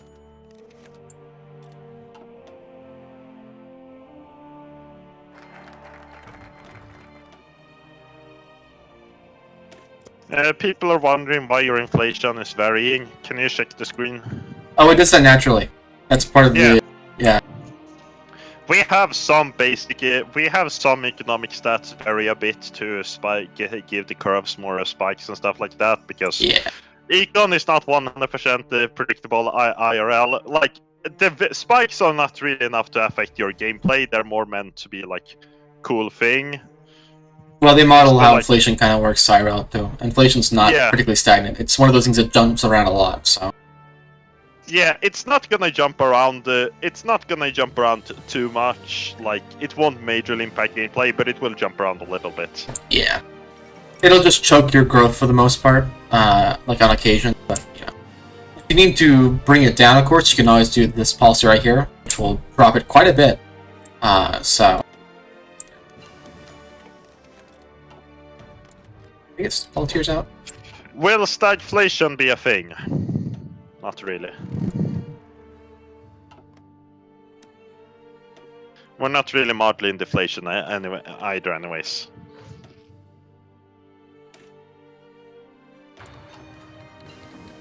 Deregisme is also. I saw a question. What does Deregisme do to your economy? Deregisme is just a flavor name for corporatism. It has no It's just your economic model is corporatism, but a flavor.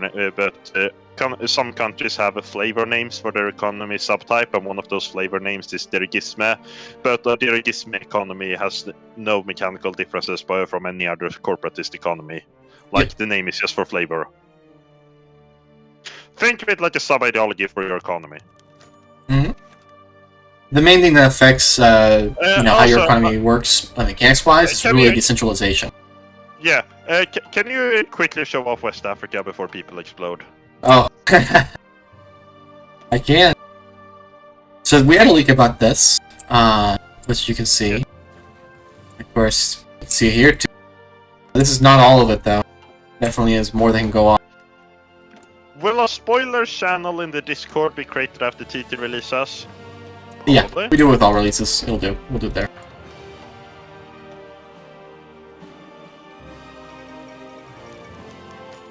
I think some people have asked what will happen with content in Russia related to Deregisme. Now it's gone. We've pulled that out.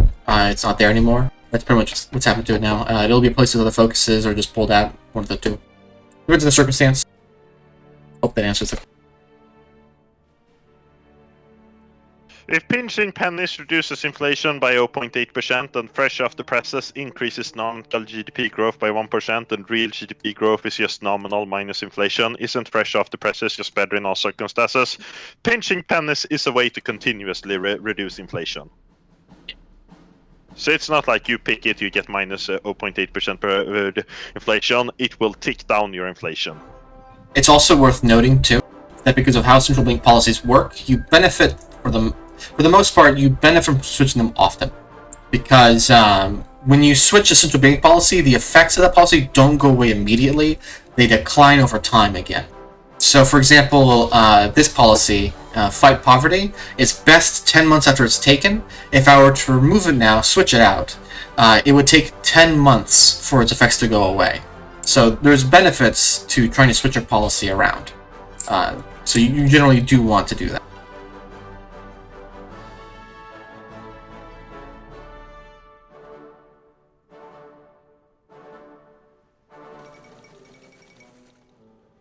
Here's the Malia election. Hey, check their status, faction status and stuff. Yeah, it's not on a faction. But... No, but yeah. Oh, bye Japan. What? In the Philippines. What? They're not doing too well now. No, they'll probably not gain any of it. Yeah, that looks over. Yeah, bye. Yeah. I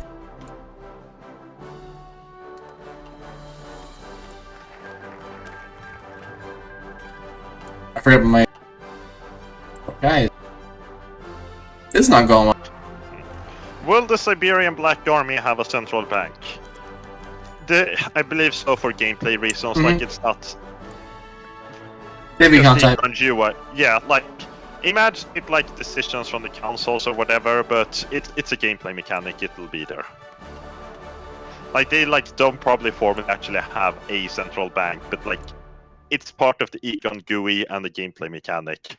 Just think of it like, I don't know, the Siberian councils coming to agreements or something. What? Oh, something weird's happening. Yeah, probably. Oh, I think they're both at war with... No. Okay. Tomska's at war with Kemerovo. No, they're both at war with Kemerovo. But it can't capitulate because neither one controls it enough, apparently. That's funny. Yeah. Again, build in progress. Weird stuff will happen. Let me fix that real quick.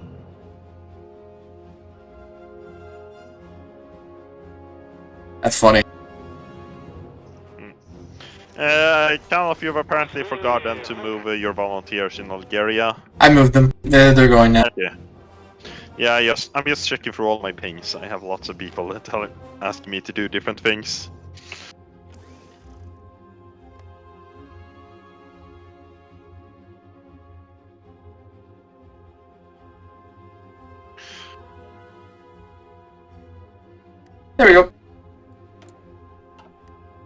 Yeah, they're driving along.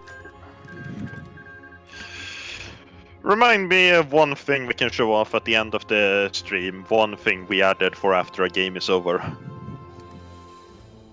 That's not in yet. I know what you're talking about. No, not that. It's a different thing we added in a couple months before. Action figure mode. Oh, yeah. I want to show We at can do the that. end of the stream. I'm not sure if we'll have time to get to that, but we can. No, we can fire on the end game event, and that will enable it. Okay, We'll fire makes once sense. yeah, Makes sense. we'll do it at the end of the stream. It's a fun thing we've added.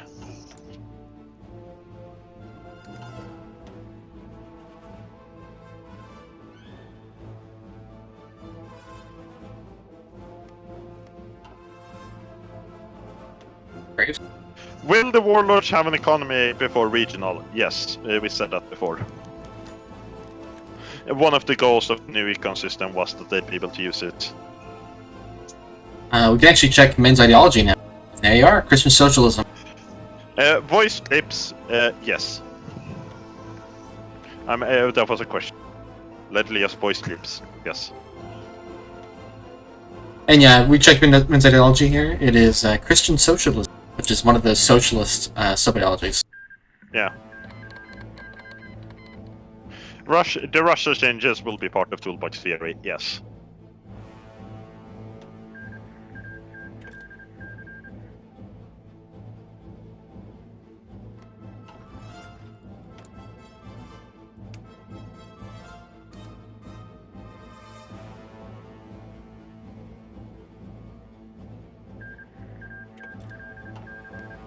I'm running out of oil. I gotta trade. Probably I'm training my unit. That's a mistake. Pacifica wants us to check out the Economies path. We can. Power vacuum right now. I'm assuming it's in the middle of a path. Yeah. Yeah, looks like... Looks like it's going for Stelina. Yeah.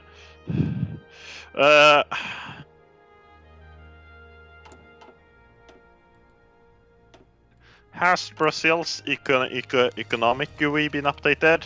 I don't think it's received I think it needs to. substantial changes. Like, if I'm majorly wrong, Ovea ping me and be angry, but I don't think it's a received major change. Oops. I mean a G. I'm a hacker now.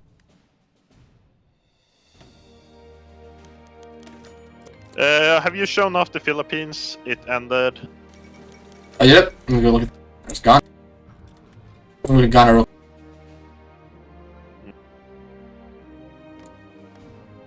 There we go. I know my geography, I swear. There's the West African conflict. That doesn't throw off right now. What about that? Which should be working correctly now and fixed finally. That is it. That is a strange South African war. Yeah. That's funny. AI gonna AI. I've never seen it do that before. It's awesome. Yeah. Oh, there you go. This is a coalition government. The economy are very important in this update. Economy is important, but the economy is pretty easy to play. Looks like the two tags in the Philippines did a coalition government. They're all friendly and nice now. This is an open observer too. I know we added little GDP growth effects to the observerships. That's cool. Sweden have that? Did Sweden not an observer? Am I going crazy? Yeah, I think we added that recently. It's cool. Other observers like in the... I think Paraguay is in a sphere, not an observer. Oh. Yeah. Okay, that's what's going on. Alright. Codify the council's power. What are the other endings for Philippines besides coalition government? Check the leak. It details some of the endings, I believe. Yep, that'd be better than us. There are different setups for the Republic and stuff. And like Japan can reassert authority. You look at unprompted look at Central Asia because I think it's changed a bit now. Also, Calph, just Sweden is a packed observer, but the GCV is on, so the status is removed. Oh, that's right. Thank you for running me that. That makes sense. the Sublin focus tree is not different in TT. The Sublin teasers you've seen so far were not part of TT as noted in the teasers. Right, let's So it, yeah, I saw someone asked to show the Sublin tree, and it's the same as before. So Yep, no changes. Sablin's little changes are coming after TT yeah, sometime. I think we noted that in the leaks. Yeah. Maybe. I think I might have put it on Twitter saying it's part of TT, but it's not. I was lying. Yeah. And I don't think this war is going in our favor right now. I'll say that.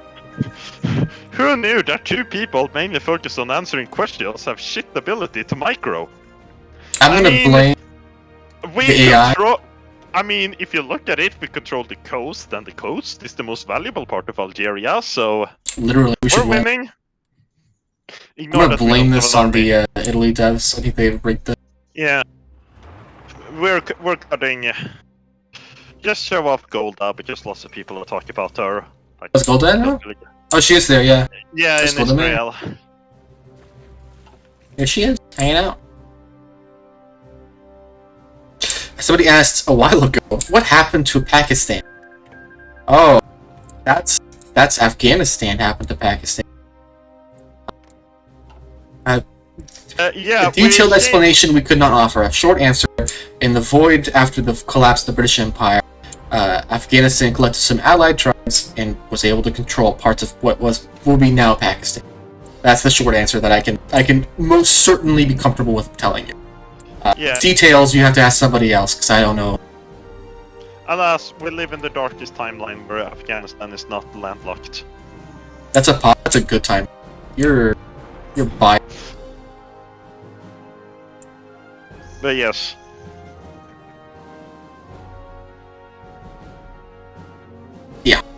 A little Khanate Kalat and the frontier provinces are both puppets of Afghanistan. Little aligned states quotation marks here. I don't think they're quite so simple, but you know. How will number of divisions affect military budget? Does it vary for the number of battalions? Does it vary for the type of divisions? Yes. It does. Yep. How many troops and what type of troops you're using will affect your economy. Main battle tanks will cost much more than a dude with a pitchfork.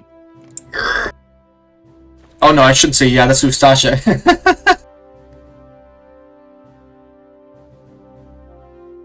I love democracy. I swear. This is not going to go well for them.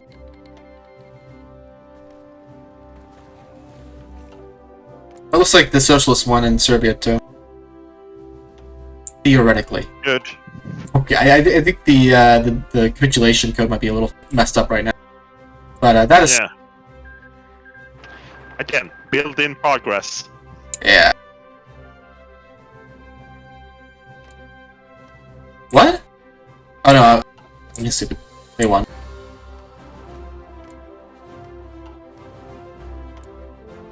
Okay, build in progress, everybody. Build in progress.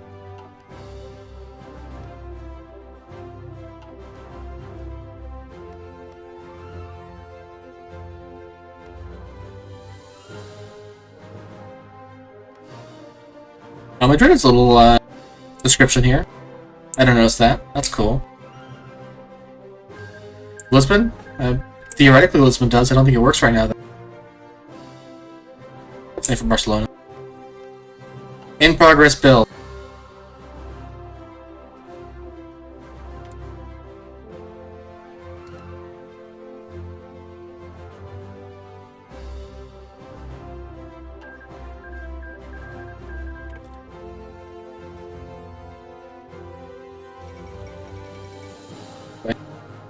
Bye-bye, Ustasha.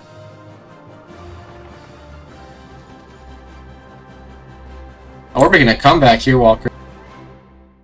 Might be winning this. Damn it, I bet all my money on the Italians. I mean, good job. Also, one second, I'll be right back. I gotta take a quick break. It'll be 30 seconds or so. So I'll be right back. So I'll leave the game running while I'm not here. So. Alright, we'll go back to losing.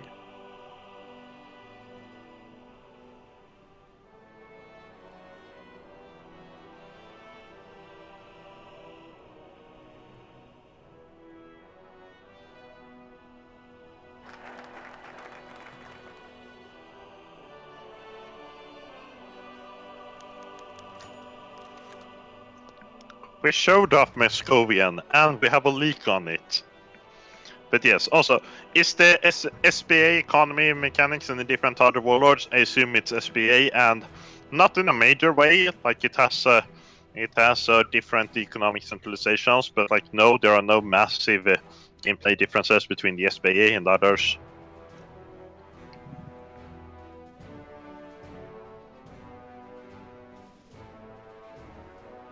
Well, VF can now be able to like the cadets without having to cheat. That's not directly TT related, but yes, I believe we fixed that in the public version anyways. Yes.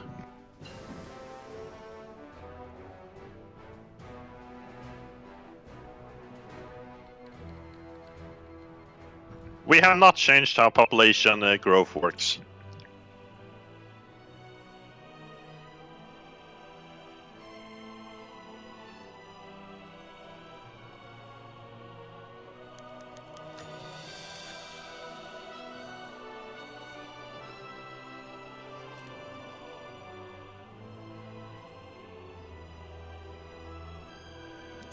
How many new super events will come with TT? I don't think we have too many new super events. I think we maybe changed some existing one, but I don't think there are too many new ones. I think like there's maybe one or two. Don't quote me on that though. Don't expect major changes. I think Calph is back now. Yep, I'm back. Hello. Did anyone die? My little tank division. Oh, they're safe. That's good.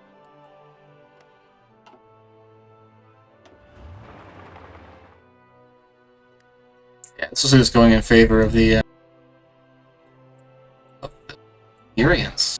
Yeah, they're not doing well. Speaking of the effects of a fiscal crisis, here you go. Not good. We can't see it on the stream yet. We're a bit behind. Oh yeah, there you can see. Yeah, don't do a fiscal crisis, kids. Also, you know, if you do a fiscal crisis, it causes massive suffering for your people. Yeah, it's not a good thing. But a fiscal crisis is not the kind of thing you can just fire by accident. This is not like something you're gonna need to be super worried about. Like, you're gonna need to keep a head on your shoulders and maybe not try to fund every single thing to the max and to field an entire army entirely made up of the main battle tanks. But like, generally speaking, you won't need to worry too much about falling into fiscal crisis. Usually, yeah, and also we're very clear about warning when it's happening or about to happen. Yeah, we have a system for custom alerts, as you've probably seen with the PU stuff. So we can send custom alerts about the fiscal crises and what you can do to stop them. I'll be gone for 10 seconds. Alright, no worries. Do you have any more questions coming in, my beloved stream moderators? While I try to desperately get oil.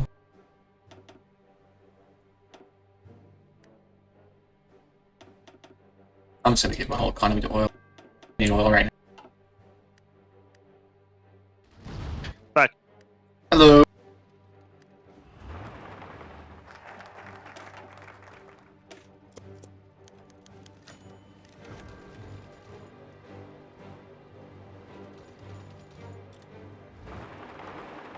What is Sablin's sub-ideology? I think it's Leninism.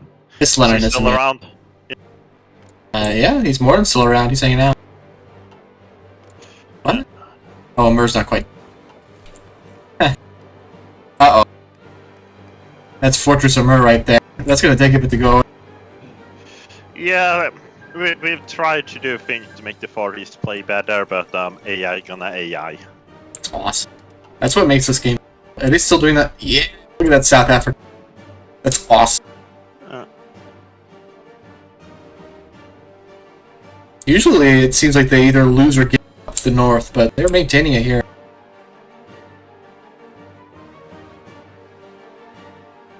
Without seemingly all that much American intervention, I'm not seeing all any volunteer, Canadian.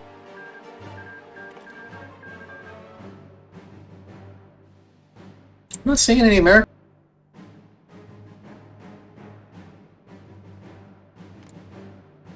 It should be there. Might be camouflaged. There's Brazilian tank. Will the oil crisis be more dynamic in TT? Not substantially, like a lot of countries have gotten some changes to how their oil crisis trees work to be more engaging and stuff like that, but don't expect them reworked Middle East or anything like that in TT. That's other patches job. Yeah. We've hopefully bug fixed some weird stuff with the oil crisis. But yeah, no, don't expect a completely different oil crisis or anything like that. We got a question, who won the West African War? I think it's still going It's ongoing. On, Yeah. Yeah. I think somebody capitulated recently. I think it was Malian State, yeah, which is, was LA with Cameroon, so. That's a big Benin. How it should be. If only you guys knew how many times the code for this thing has broken. Awesome. Africa's cursed when it comes to code. I think we've had pushes with the name "Fix the West African Crisis" happen like 15 times. It's so good. I don't know why it's Africa specifically. It seems like every African conflict is always just bug hell. I don't know why. It's so good. But hopefully there was a fix put in just this morning. That is, we're currently on. And it seems to be working pretty damn well, so... Actually, look at the tags. I haven't bothered to look at them yet. Let me go look through these all. Why bother with the in-depth economy system if you can't use it to dynamically resolve political problems? I mean, how do you define dynamically?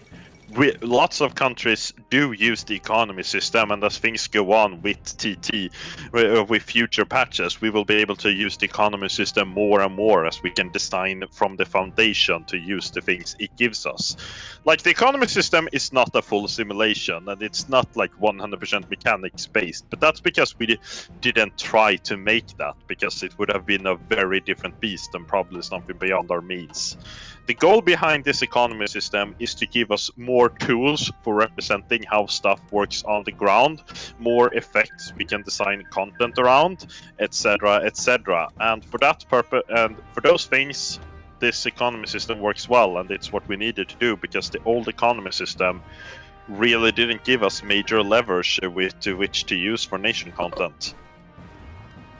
Also, apparently Calph, like, bunch of people are screaming at you regarding that tank, so like just keep having it be just keep having it be encircled, I guess, so they'll go insane. No, it's funny. That's why it's good. I'm gonna keep doing that. It's probably gonna die though, I'll be honest right here. It's not a good position. Yeah. That's not looking good. So I've been told that the GCV is going to be more like a bloody coup. Is that what's happening in the stream right now? No, the GCV won't be... except for the Bohemia thing, the GCV really hasn't received major changes in TT. It's received like some gameplay stuff, but no. Yeah. Any changes like that will have to wait till Victor and the Judge. Yeah. Don't unencircle the tank. It's funny when the chat I'm not sure there's really much of an option here. I can try, but... Yeah. I don't know about that. Probably still win. Italy's not doing too well. Our Algeria's big at least. Italian units wiggling around. Doesn't quite understand what it's doing. The real funny thing is I think we're gonna run an oil soon.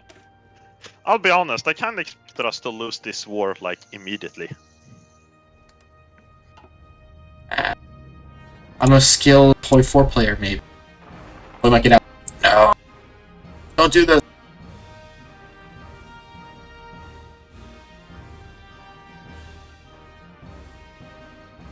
Yeah, I think it's gonna die. Oh! Nah, they're gonna make proud Iberian patriots fighting off Italian imperialists. Can I intentionally incite the official crisis as the US get Hal jockey presidency? Don't incite the... Fiscal crisis is not really something you should plan around, it's a bad idea. We have no... I don't... Like, we had a model where doing bad with the econ... Like, we have some stuff, or like having a bad economy can affect your elections and stuff like that.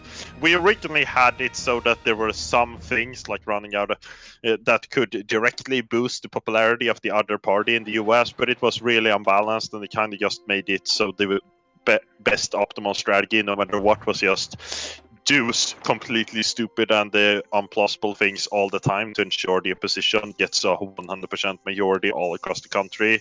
So we kind of removed a lot of that stuff. So like deliberately doing a financial crisis won't really help you that much with Yaki. Not growing your economy too much or getting a spiraling debt will have effects on the elections, but also just economic troubles wouldn't be enough for Jockey or Hall. That needs major radicalizations of American society. Which, if you fuck up the new proxy wars, that can help with the popularity of the extremists. So you will have more options for going down for making their wins more likely now. But like you won't really have something like, oh, make a fiscal crisis and you'll guarantee them, because that's not really good gameplay design. This is a weirdly strong South Africa. Look at this.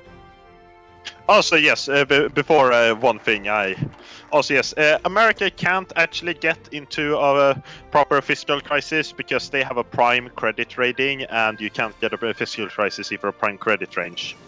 And the reason why America can't get a prime credit rating is, again, because in the American economic sphere and all the relevant people for American debts, they don't really have any option besides America. America is so economically dominant there of fiscal.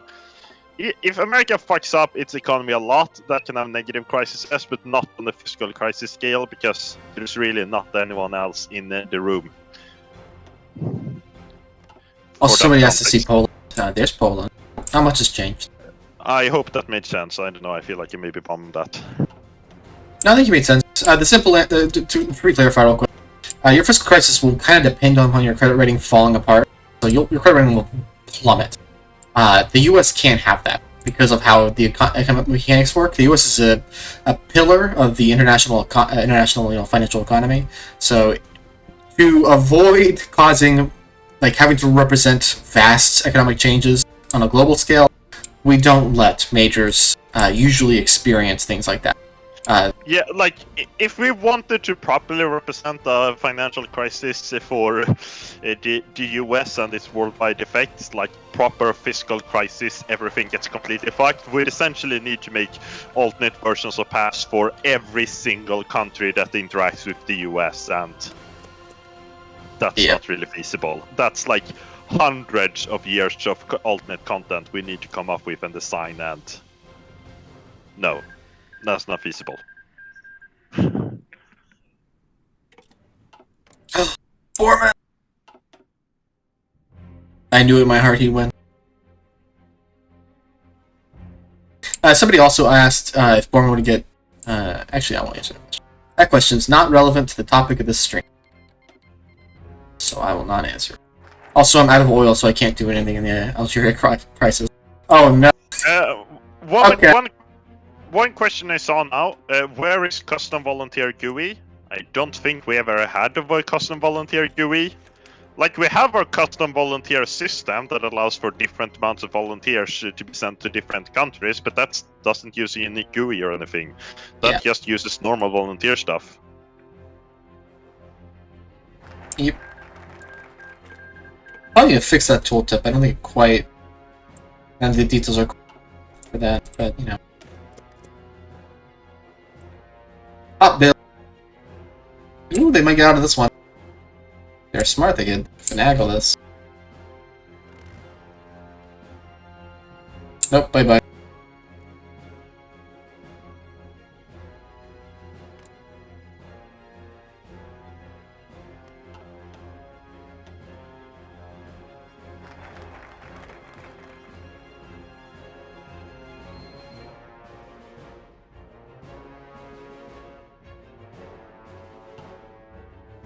For the West African crisis, there we are, West African War.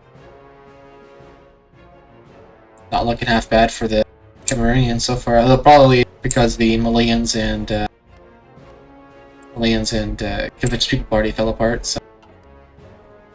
Oh, One thing maybe Alex pointed out that with the custom volunteer thing, did they mean the proxy war decision screen? That's not a GUI. We just did some coding magic to be able to let you represent multiple proxy wars in one decision category. Just check the leak for that because I don't really think Iberia gets access to it. No. Or like, do you have decisions for affecting the Iberian puppet? No, I do not. Really have. We need to be a different country to see that thing properly, but there's a teaser about it. Yeah. This war's over. Can't do anything.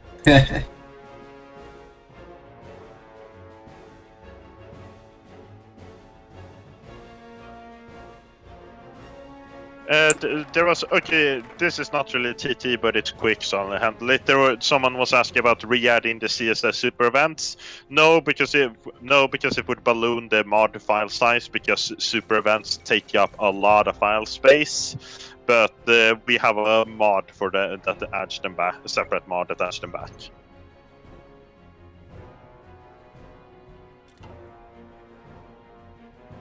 Formative victory.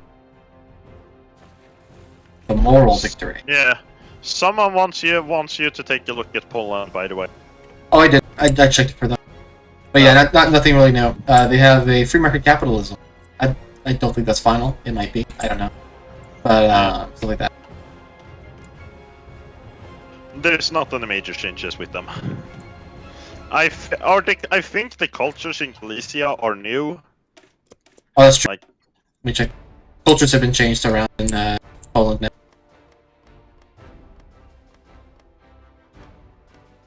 Nothing new here, really. But there is new in Germany. I think this is new. yeah. In fact, actually, let me quickly check the German cultures in general. Out in the east, especially, they've changed.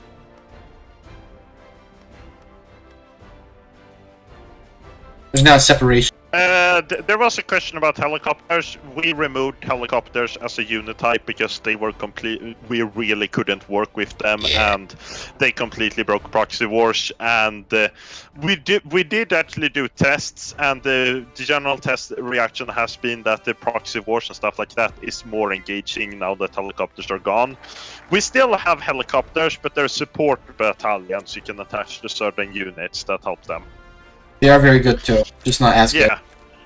But AirCav as a unit type is gone, and basically all the testers I've talked to agreed that it is for the better and the game feels better to play now. No, we replaced helicopters by support battalions that use combat with, that they use helicopter equipment.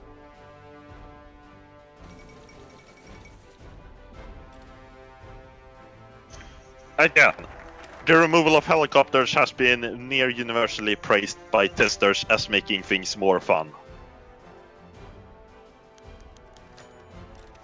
How significantly does a country's financial crisis affect non-puppet neighboring countries and trade partners? Well, if their economy is shit, they'll buy less stuff generally. Like, we can't have two big cascading economic effects because then we quickly get to the point where one financial crisis eventually necessitates every single country's paths changing to account for it. But like, if a country's economy goes to shit, it can affect the rest of their sphere in ways they'll definitely buy less shit, stuff like that. And we kind of noticed in Algeria that our puppet going into fiscal crisis also just completely wrecked its combat effectiveness, resulting in Italy and Algeria now having come back to the coastline. Yep. Make our coastline of all things. Yeah, they've almost completely switched their starting positions too for funsies. It's so awesome.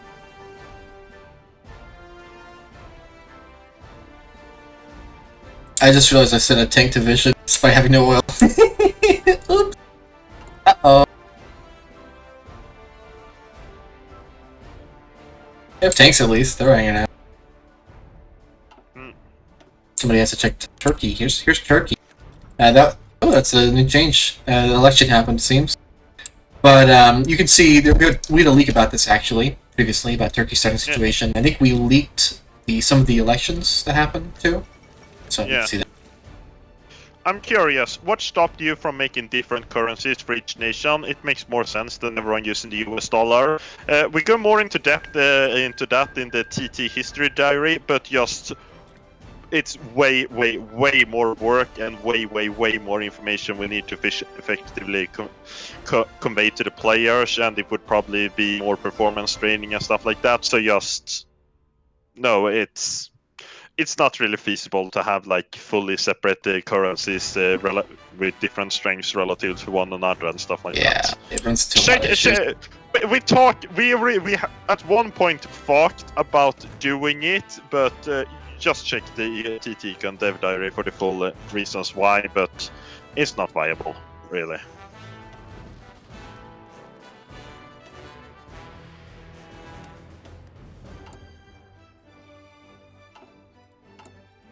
Someone wants us to check Greece. Check Greece? I don't Yeah. think anything's really changed there. I think the leader changed. That's it. That's a little, preview to PW content. Yeah, I believe.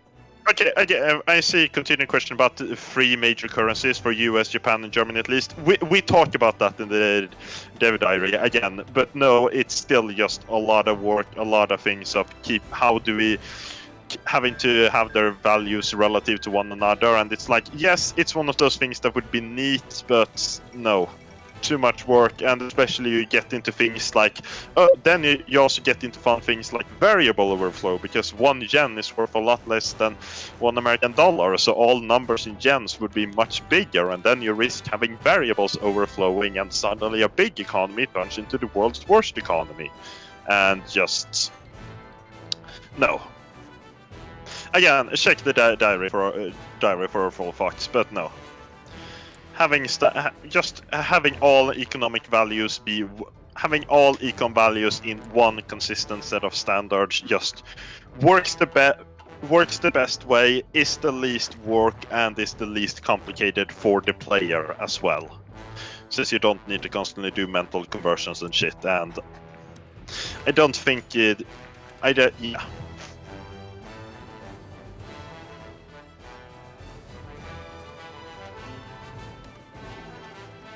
Yep. There's Brazil. It's a Goulart one of the situation. Will we see Diplo crises? I think the West Indies.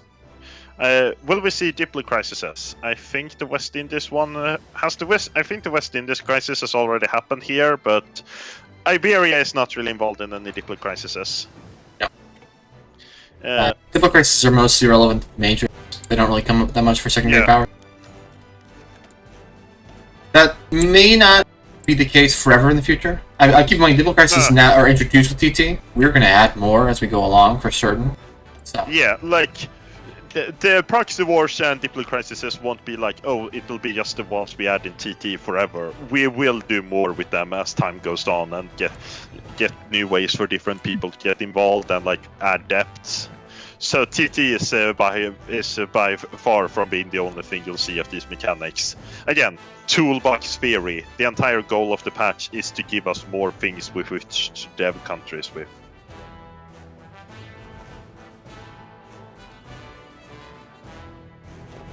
Where can we find a list of nations that are getting content in TT? Do you mean skeleton content or stuff like that? I don't think we have a formal list aside from checking out the leaks. Like we're not making any new countries playable in TT. We're just adding new stuff to pretty much every single country that is playable to use new mechanics and such.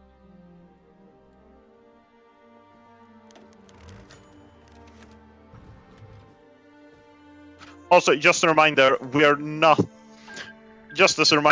only answering TT relevant questions, not about other patches or their content. Yep.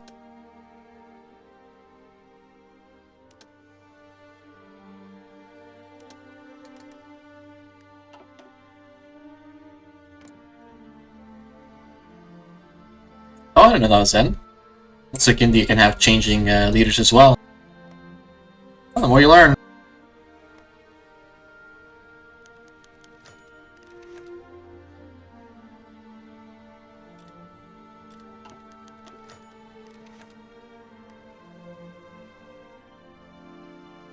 Would you say there are any countries that become easier or harder in TT? I'm not really sure we could do a good comparison between pre-TT and post-TT. Like, I don't think the TT mechanics is super hard to learn. Like, testing has pretty generally shown that the system is pretty intuitive to use and stuff like that. I think most countries should be about the same before, but yeah. I think Russia might be a bit easier.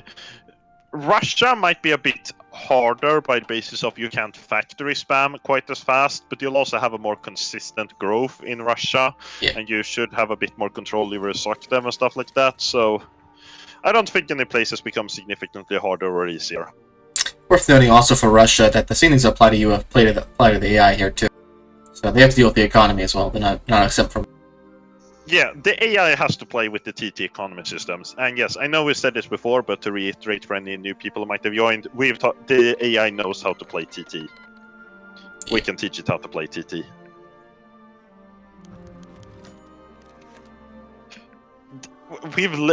People want to see the Bennett focus tree. Like, we've leaked that thing before, but just you can quickly zoom over to show the Bennett focus tree on the left side. Yep. Also, just are there any particular focuses I might have? There's a good example of TT effect. The left side. Yep. Also, reminder, work in progress. But yeah, like that thing down below with changes. Oh yeah. Yeah, work in progress. I think this loc is in, just not working right now. So you know. But after seeing the diaries, I've always been somewhat confused about production units and how money translates into factories. If you could maybe shed some light on it, I'd appreciate it. It's basically just the bigger your economy is, the more production units you'll have. The amount of production units you gain is based on your GDP, plus some other things can give you more production units per GDP. But just have a big economy, have a lot of production units. There's actually a modifier that'll affect how many production units you draw per billion GDP. That'll be tooltip properly. We've talked about it and intend to. It's just not currently yet. Calph, show East Africa. People are going crazy. Africa. Oh, East Africa. Yeah, that's a good one. I like East Africa.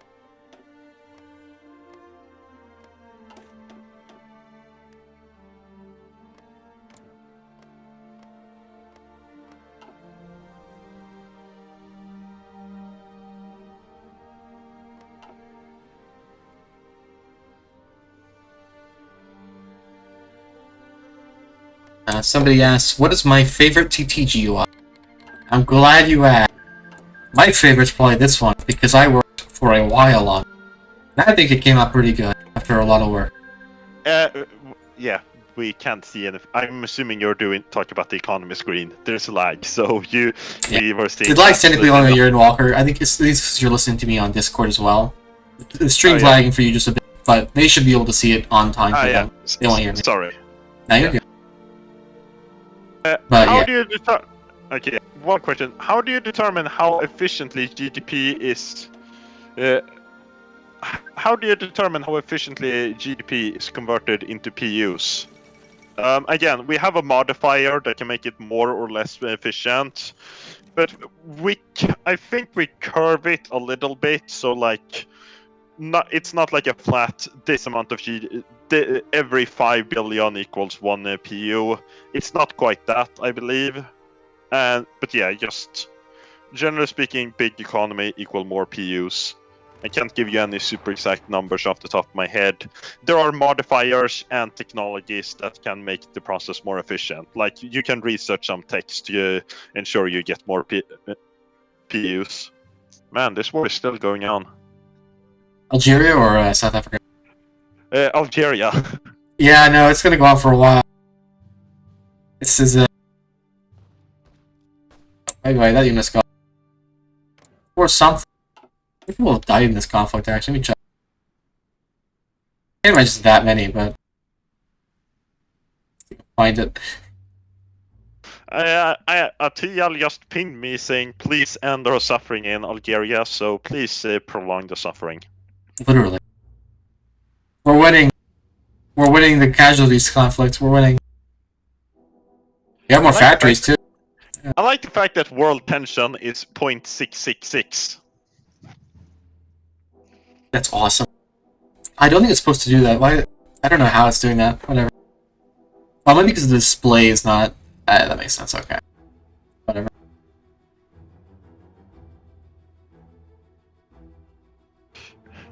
Glenn's nuclear path does not affect how many production units you get. He will have stuff for building nuclear reactors, since those are building now. I'd be tempted to shitpost saying that this makes TNO an automation reference, but I'm pretty impressed by the mechanics. So I wonder if someone's already answered whether mechanics still hold up for small but sort of playable countries like Scotland, for example.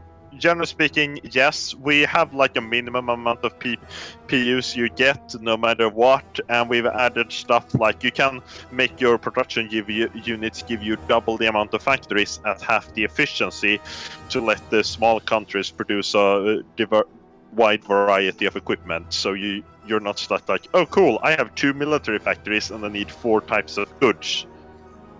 Yes. So yes, TT is playable for small countries. Like, okay, obviously we don't simulate the micronations, but let's be honest, those weren't getting playable countries. Like the US, will Japan be locked at the AAA credit rating? I believe so, yes. Yep.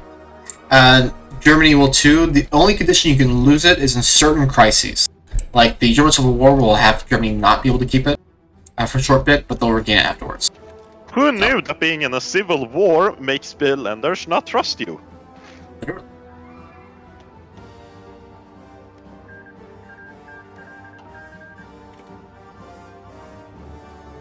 Somebody asked about the GDP to PU ratio. Who controls the modifier? The modifier will change on pretty rare occasion in narrative content. You can affect it, and it'll only be affected for you. So. Yeah.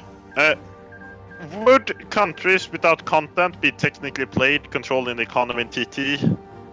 I mean, yes, but that's the same way they can technically be played right now. You're not gonna have a fun time, and things will probably break.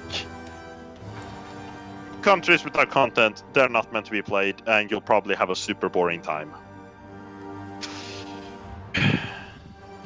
Will facelifts add focuses or just new mechanics? Depends upon the facelift.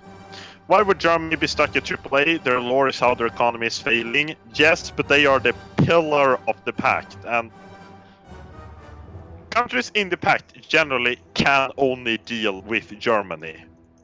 It has to do... AAA is not fully about economic health, though obviously that's a big factor, but it's also just like AAA, you are a pillar of your local economic system and everything revolves around you. Germany's econ may be shit, but it's also a fact that for countries like France and the Reichskommissariats at Game Start, they have no choice, which is also why their economies are also shit, because they don't have a choice. Yep, it's because of how Germany's economic policies work. Pretty much, it's essentially I guess the locking key of Europe financially is in Germany. That's why it's like that. Oh yeah, I think we talked about this before, but repeated fighting in a state and it switching control between different countries damages the state economy. So we're making a fucking mess of Algeria. This is awesome. It's so a stalemate in South Africa. Oh, a war's done. Okay. Yeah.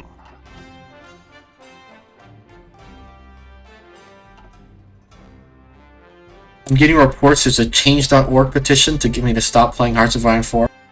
I'm not gonna stop. We're gonna keep on going till this falls apart.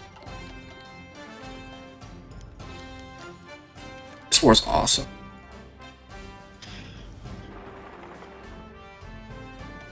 I have no oil again.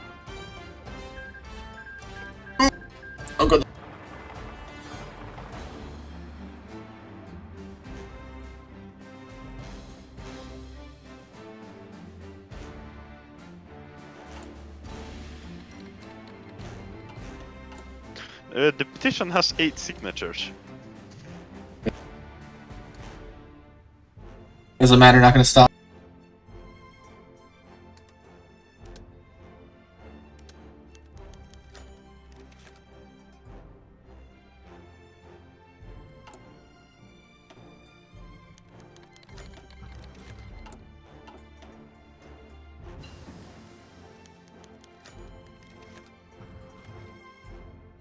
Oh, this is actually a good example time to talk about this for example.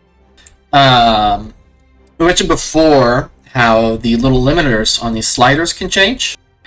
This is one example of that happening.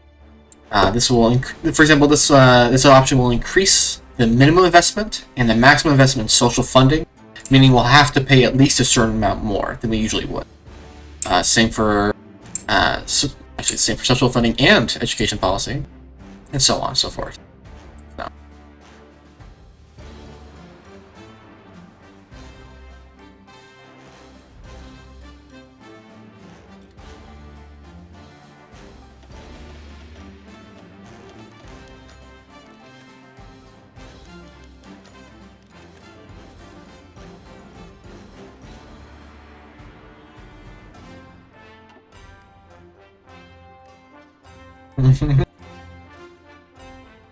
It does not look very good for Cameroon right now.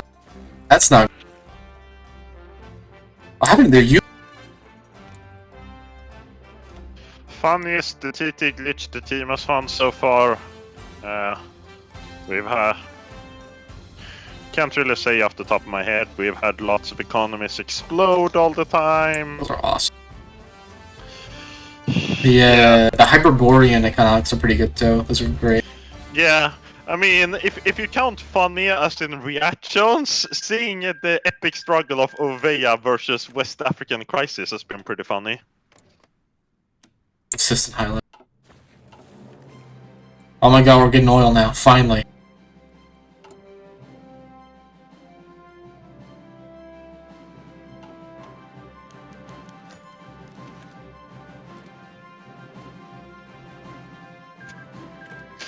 Welcome to Algeria. Welcome to hell. This is so good. This is what fighting Algeria would be like. It's not fun. We're authentic.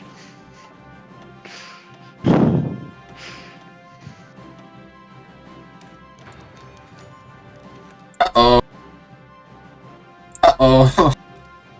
That's not good.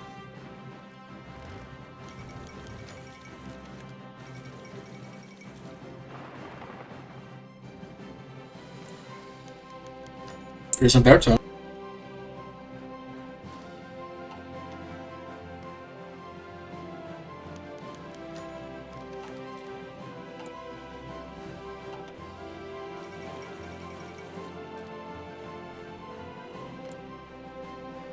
Uh-oh.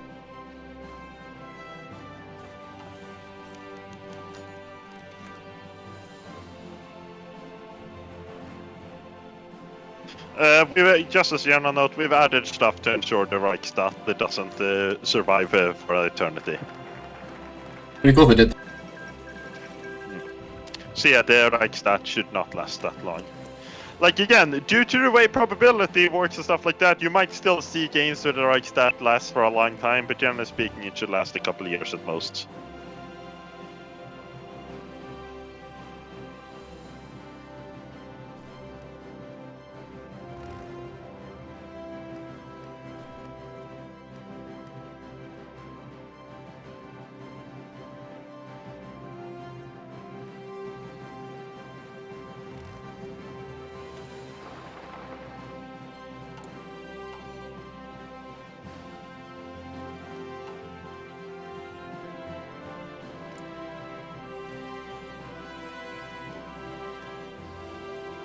I think somebody asked to see Finnish on Yegan submethodology.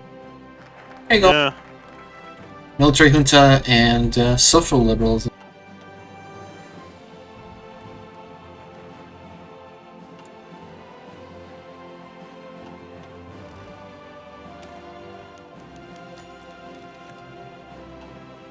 It's, Uh-oh. This is gonna be. I'm not good at this mechanic. we're gonna fall apart here. I'll tell you that now. Into the Iberian Wars? Yeah, this is not gonna end very well. I'll put that for. Probably not, no. You know, I just love seeing the chat freak out about Algeria.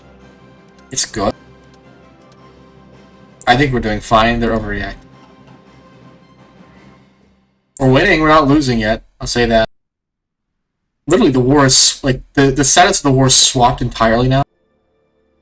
It's so good.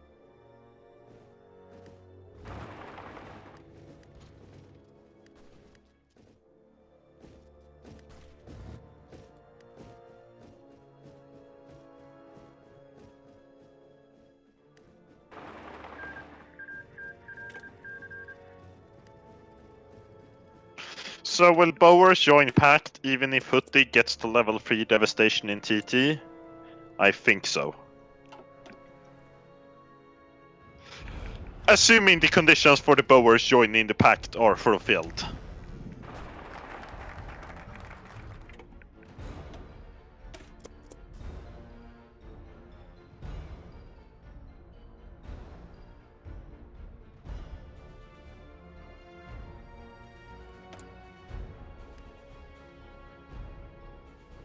Ooh, money.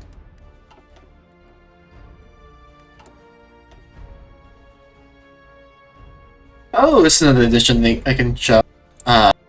This JFX is not per se final, but we now have a little thing off to the side that can also open up the main mechanic for your little content. So that should be hopefully very helpful and useful. Calph, take a look at Italian East Africa, please. Yeah, you showed it before. It's like the Black Lions one out. I just got pinged by OP about showing them off, so I don't know. OP's not gonna be here tomorrow, but I'll tell you that now. Yeah. East Africa blowing up. I think that could happen before, but I think it's more likely to happen now. Yeah, I believe so. It's one of those things where it's like you kind of forget what's in the public build and what's in the development That build. is almost all of TTL.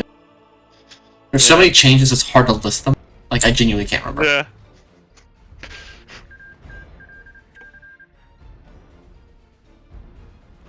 Oh my god, the AI pulled a no circle mail. Will it close it? Will they end? No.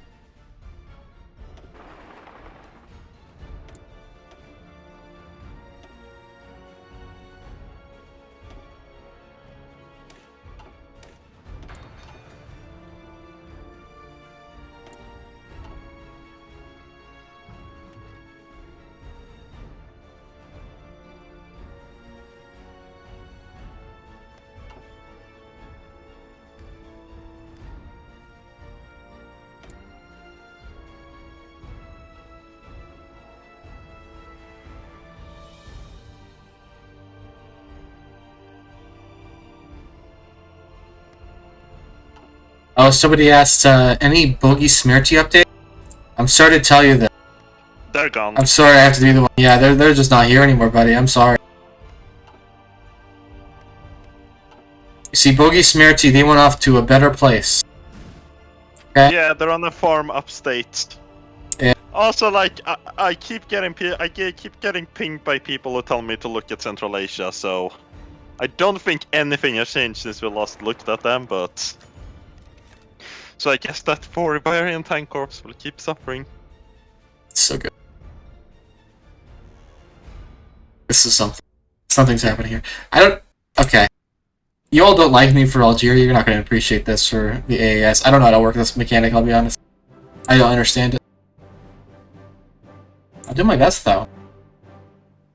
I mean, people also want you to take a look at Muscovian, so Oh, do they? That's probably a good thing to ask. I've not been doing that very much.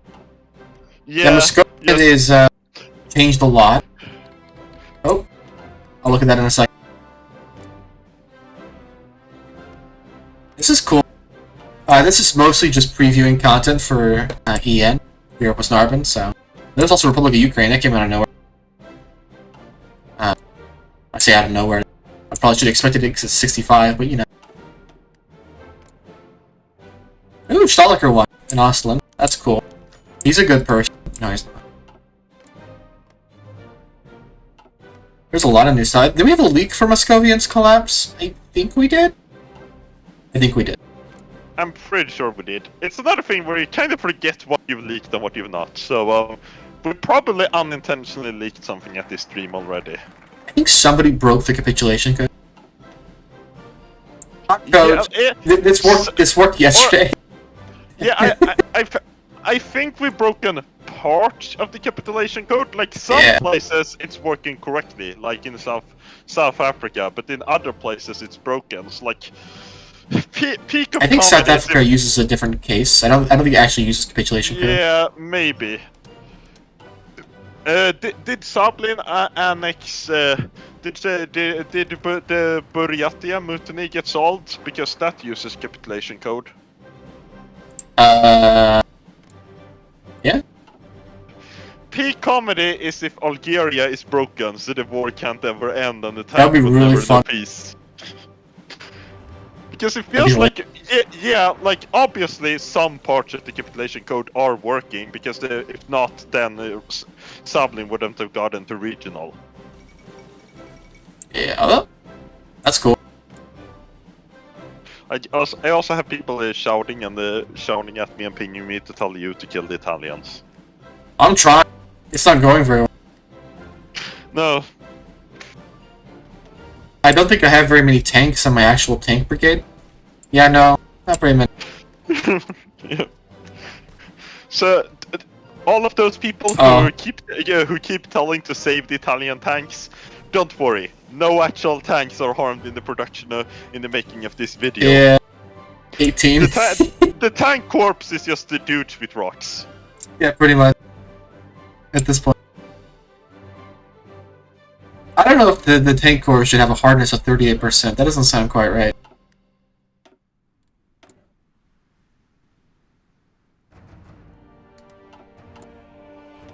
One question. Which foreign powers can support Cameroon? Japan does.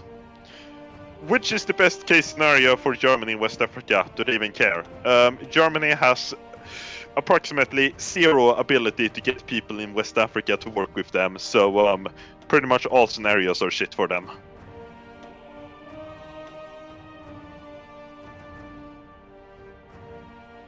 I'm going through old questions. We may have answered some of these already. Wait, are all Bergsis states renamed to Spartanism? What is Burgundy's sub-ideology? No, the ideology is esoteric Nazism, and Bergsis is Burgundy's sub-ideology. Oh, you're right then. I was wrong there. You didn't leak nothing. That's true. Yeah. Okay. What is the bomb on the right side? That's a thing you can click to open your country-specific GUI. Yep. Other countries have mechanics have it too. Will there be will there be alerts at the top bar for country-specific content, like the production units one? For some of it. There can be a performance cost to adding alerts, so... but yes, we generally, for important shit, we try to have alerts unless we have other stuff in notifying you, like events. Someone... I got a ping telling me to tell you to show off free Biafra. Oh! Look at that! I don't even know that was it. That's cool. Yeah. That's badass. Also, from looking at it, it seems like the default capitulation code broke, and I'm pretty sure Algeria uses the default capitulation, so, you know... That's awesome. Yeah, those former tank men now reduced to wielding rocks. I don't think we're gonna win anyway, so... No. This is just a perpetual war. So it seems you were right, but you're just wrong about the time frame. We can't use teleportation to win the war because we accidentally broke the default capitulation code. Just annex them. But I want to cheat because I'm a good person. Yeah. I'm not like these people in chat. I play games for the entertainment, not to cheat.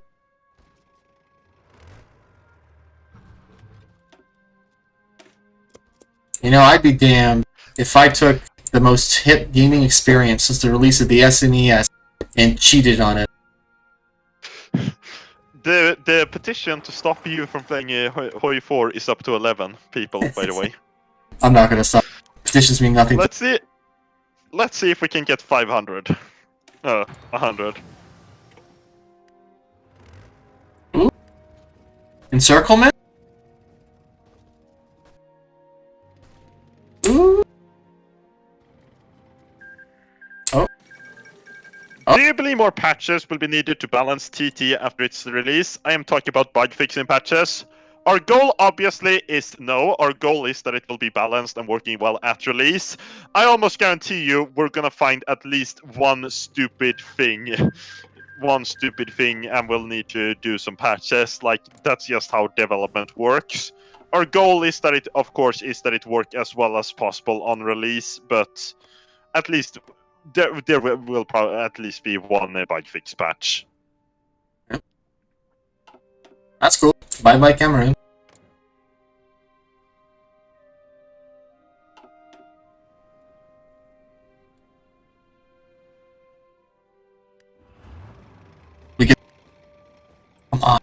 Also, Calph, I've been told I should recommend you reduce spending a bit.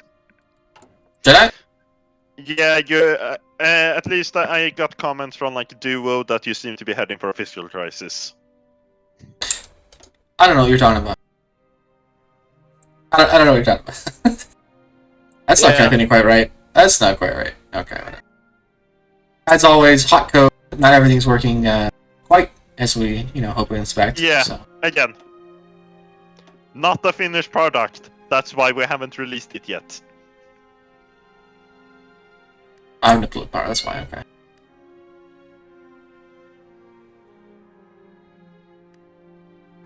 This is a little hot.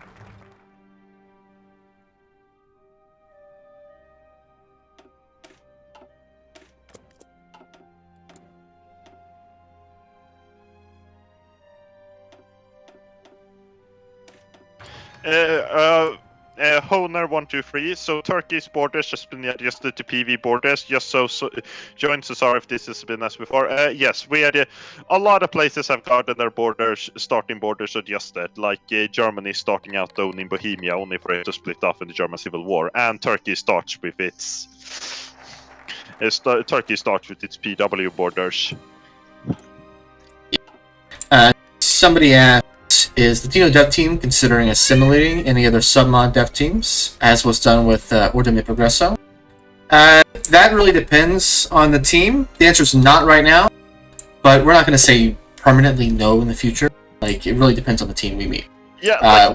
We did it with Ordine Progresso, and no small part because we knew them very, very well. CSS because we knew them very, very well. Oveja was already a dev at the time, so...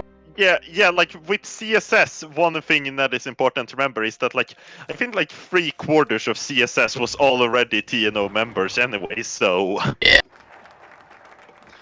Like, certainly, we're not saying future submods being integrated is impossible, but, like, I don't think it likely that something on the scale of CSS will happen again. Because, like, for a submod to be integrated, we first need to have a case where their vision overlaps with us. Us and the submod have really good relations. It is feasible. The submod has been released, and its quality is confirmed to be good, and a bunch of other stuff too. So yeah. This tank core is not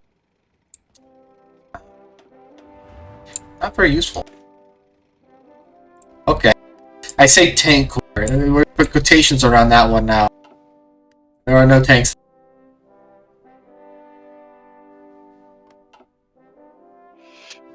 A bit. I have gotten another ping to tell you to look at Central Asia. Awesome. Probably a good time to look at Central Asia. I think it's changed now. Oh my god! Also, someone wants you to look at the Cold War GUI again. I will. 1 second. Look at this. This is crazy. Can you do this? That doesn't seem quite right. That's cool. What's this faction called? Oh, it's a defense fact. Okay. This.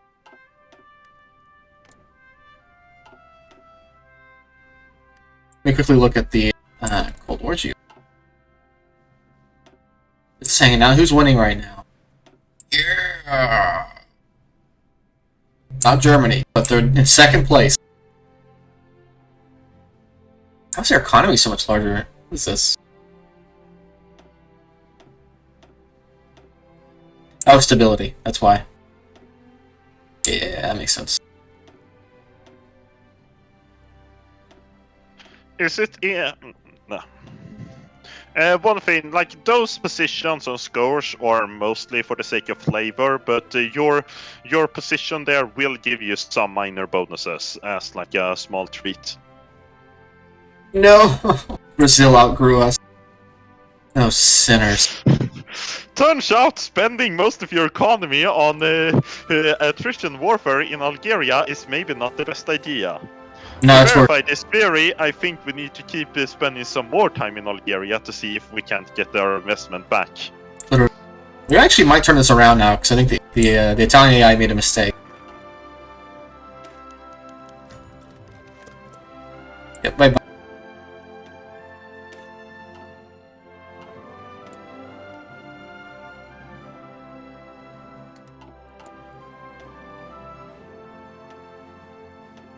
I have a funny feeling this country is not going to last very long. That's my funny feeling right now.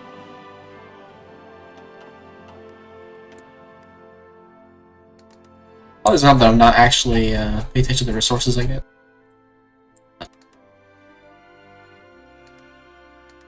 People apparently want you to reduce your spending. I've reduced it as much as I can. No, not as much as I can per se. I got military spending still up, but other than that.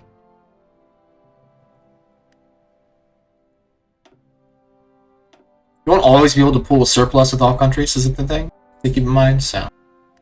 Austerity is also an option. Surplus is not automatically good. In most cases, surplus is bad. Yeah. Because But if you're running into debt issues, it could be a problem. Of course, you won't necessarily have the option to pull a surplus, so. There are other ways to get around it. For example, austerity is a good option if you really need money. And you don't want to do printing, which you probably shouldn't want to do, so. You know. Pull civilian austerity to pay for the war in Algeria. I think it's a good decision. I won't accept any questions or anything of the sort. Challenges.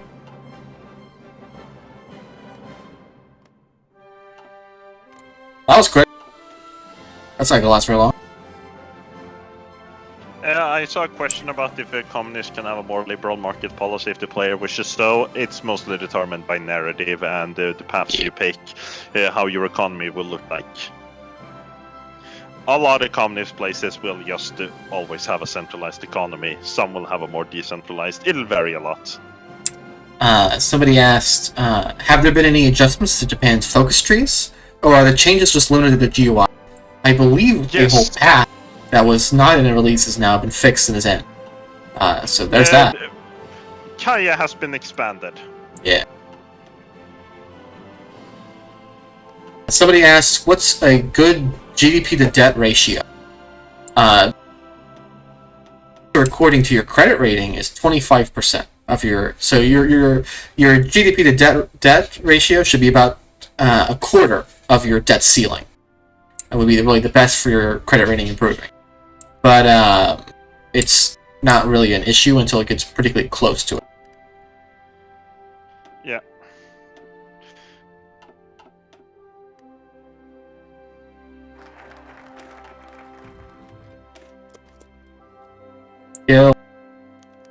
Kill Italian. When is it useful to issue embargoes, etc.? We changed the trade system we use, so standard Hoi 4 embargoes, and not really and like you'll start. We have this thing where different spheres are different amount of insular and have problems trading with other spheres. So and that can vary a bit depending upon narrative content, but like. Generally speaking, trade is good for making economy numbers bigger, but that's the problem, of course. What kind of people do you want to trade with? And do you think the benefits are worth trading with those people? That's not going good for Indonesia. Also, people want casualty numbers for the Algerian war. I don't think it's very high.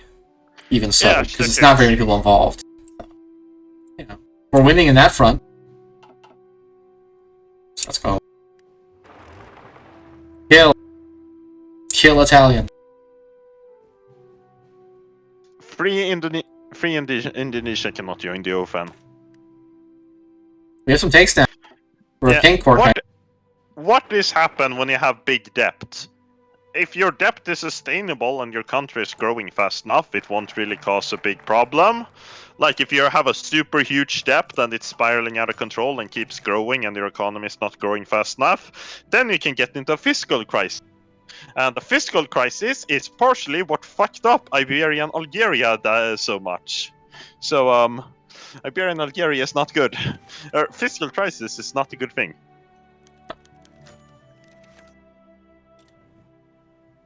Not going well for little Italians right now. Uh-oh. Oh man, it's awesome. This war's so good.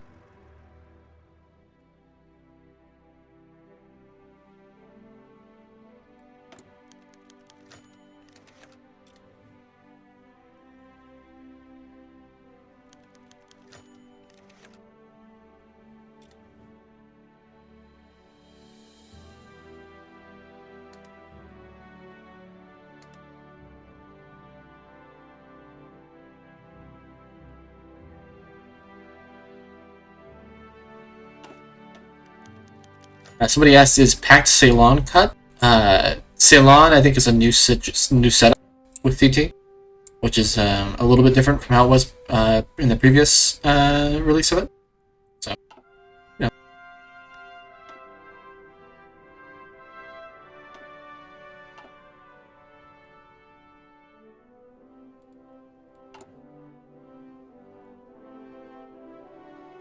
Somebody asked, what is the stability of Iberia right now?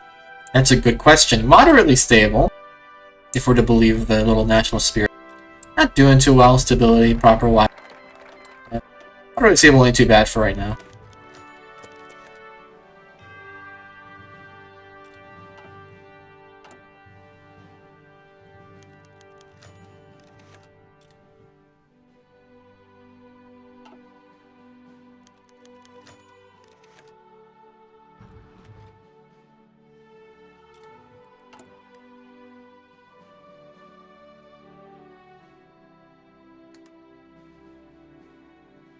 Here we can see another example of how events affect the minimum spending limits and such. Oh yeah, this whole set of events affected my spending quite a bit, so... You know, social expenditures are now something I can't quite avoid. Though we're in austerity, which is cool, so...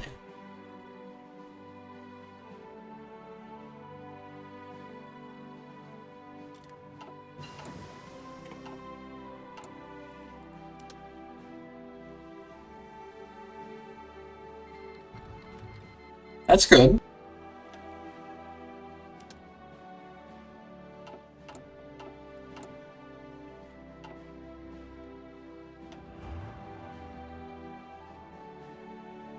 Actually, I've just won the Algerian war, I think, right there. So yeah, they're out of units. That's good. That took forever. The Italians are just stuck in the middle of nowhere. Like, able or willing to do anything, apparently. Calph... Or, never mind. Yeah. How many proxy wars can Germany get involved in? Madagascar... They can do the Diplo conflict in the West Indies.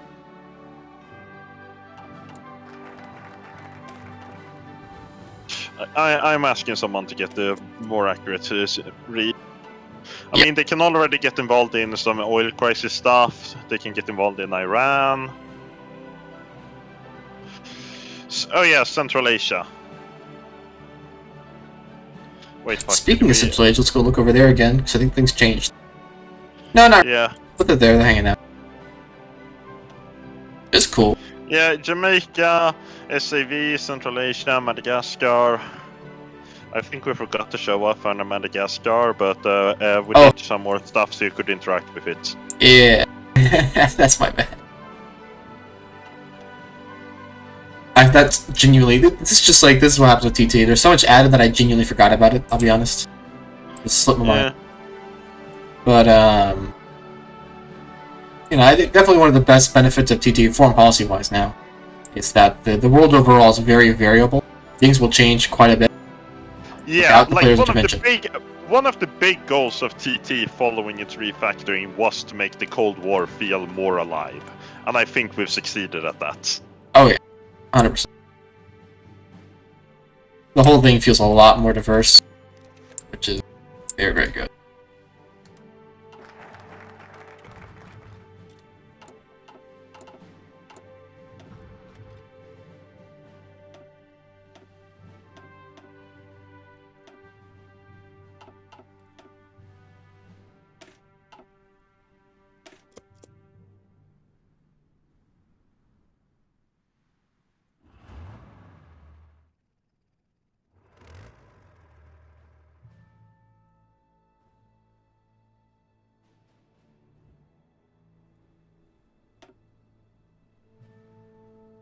Is it me, or do the Iranian borders look slightly different? I don't think it's just you. I think the Iranian border in Central Asia is slightly different.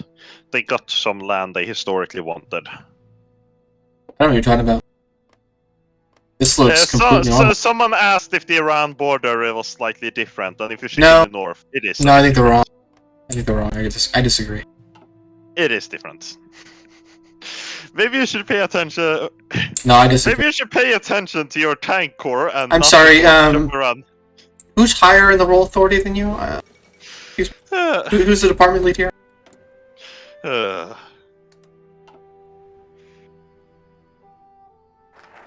Anyways, if you guys were wondering how we keep fucking Valkyria, there you have your answer. We keep doing other shit.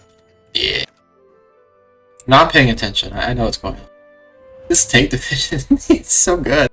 No tanks anymore. Oh, there's a tank. Okay. It's kind of just a bunch of people running around with, what is that? 31?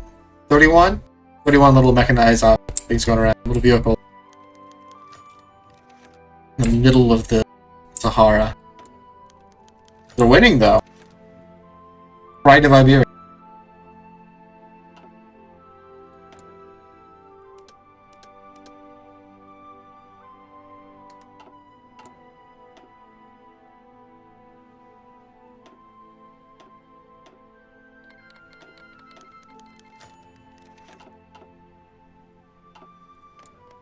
Uh-oh. Yeah, we're winning in Algeria. Oh, that's cool. I think only 2 more years of pointless death is needed. Yeah, we'll get done in the year. People are gonna be home by Christmas, I swear. Yeah, Christmas 2020. Reichsprotectorate Poland. That's cool.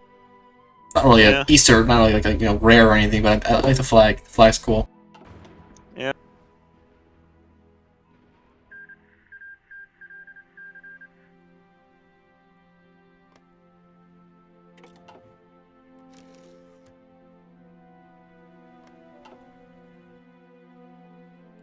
Oh my god, it finally happened! Heroes. Yes! Heroes of Iberia. Now use the console to refire the war. Good day. Looks like the capitulation actually worked out, which is good. I was worried it actually would break. That did worry me. Heroes coming home. I don't think 100,000 people died in the war. I think we only had like 85,000 dead. Yeah, altogether, it's basically nothing. Just Italians and Iberians running around in the desert shooting at each other for not much reason, honestly. Yeah. Hero. There you go.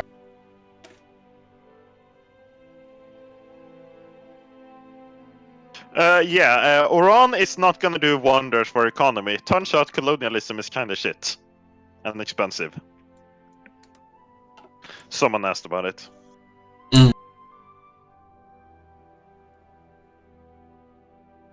Any update facelifts to USA paths? We've added some general polish to everything, and Bennett has gotten some more substantial stuff. There's a leak about it.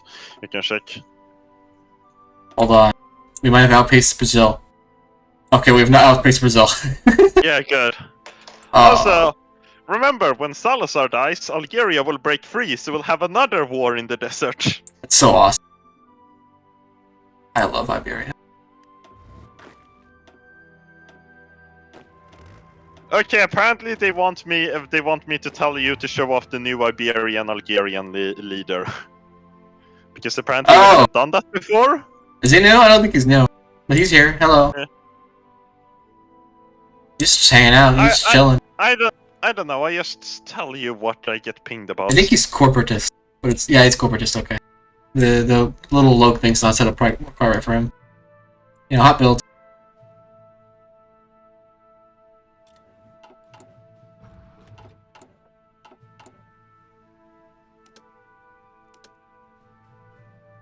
Little investigation's not going to go well. I'll say that.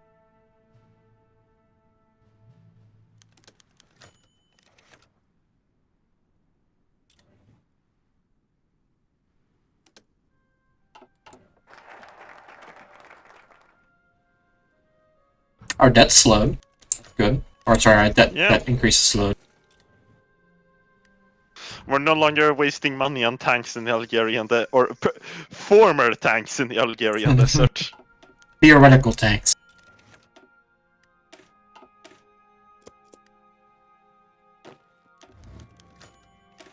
Heroes.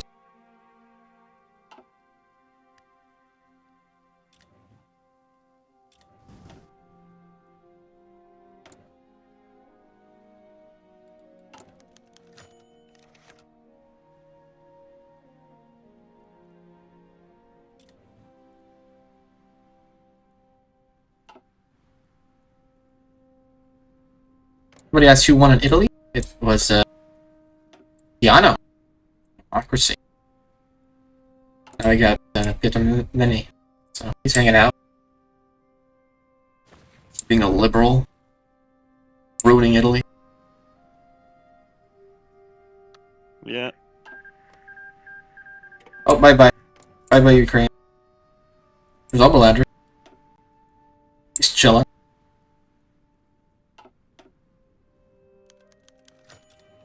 Do we have much else to show off? No? Looks like Ireland's now stuck with Germany. Oh, fun. That's awesome. Is there a post saying which nations are getting new focus stuff in TT, or will that come out when it launches? I don't think we have a formal answer, but like post anywhere. But like the answer, generally speaking, is yes. Every place has got an integration work, which involves at least changing some focus effects to use TT stuff. I also have a changelog on release, which will hopefully be as descriptive as we can be to note anything that's beyond the scope of just integration, anything particularly relevant or important. So. Yeah, Calph, have we shown off the Econ tree or garden it yet? I don't think. For Iberia, no, not yet. It comes after this tree. It's the one after this. Yeah. Yeah. I got pinged from Lam about it. Yeah, no, it comes after. Soon.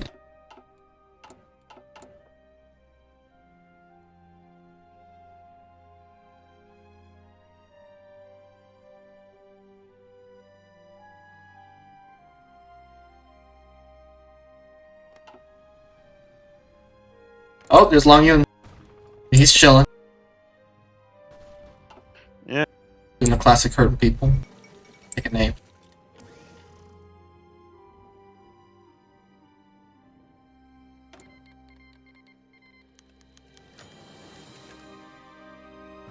Oh, they're getting involved in Muscovian. Okay.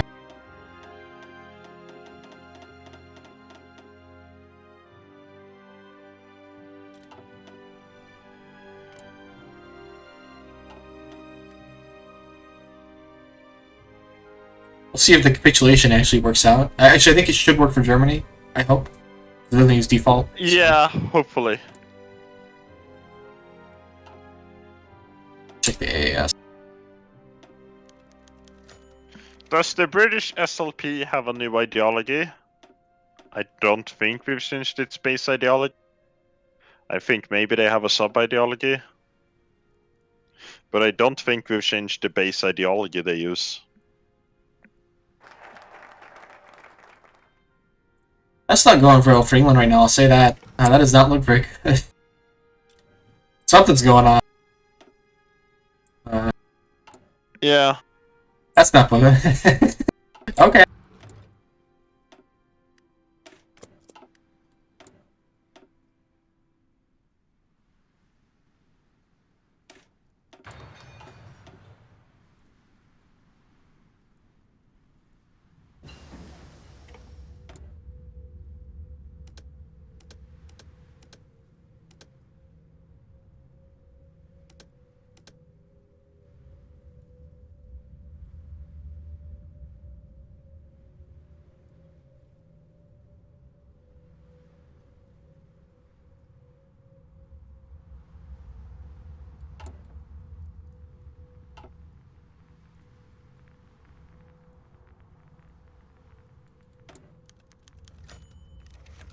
Uh-oh. Uh-oh. That's not good. Nope.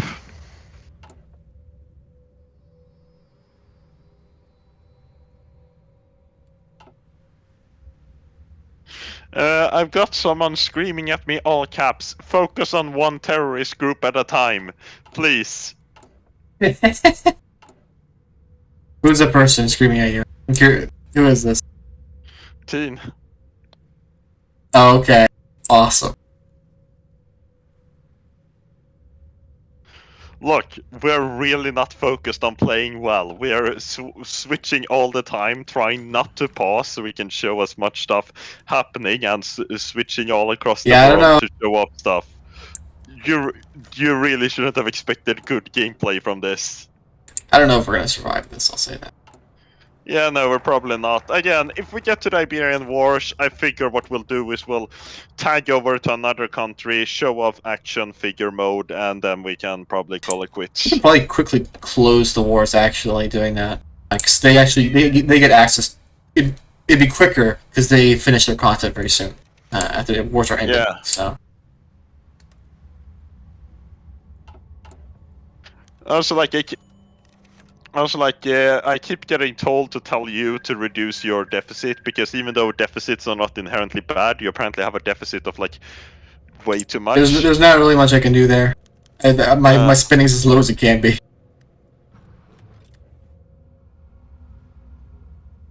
You know, just Iberia things, just hanging out.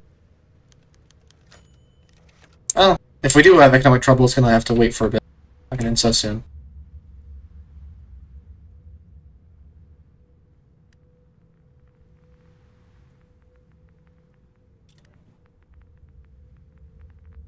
Our inflation's going down. That's a good thing. Our growth is pretty huge. So. 5.5% real GDP growth. That's not small.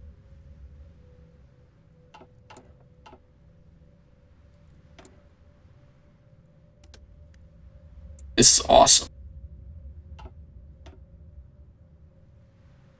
Yeah. We're still moderately stable, so we're doing well.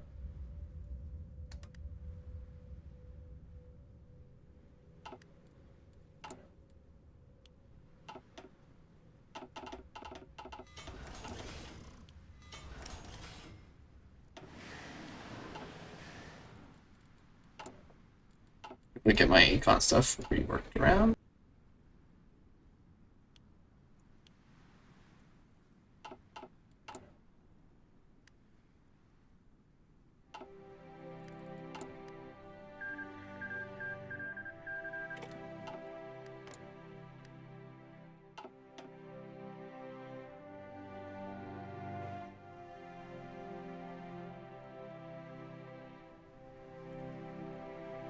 Indonesia's still happening. Not going.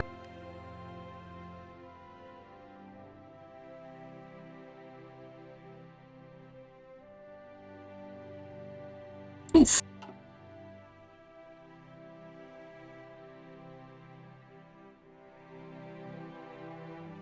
Yeah.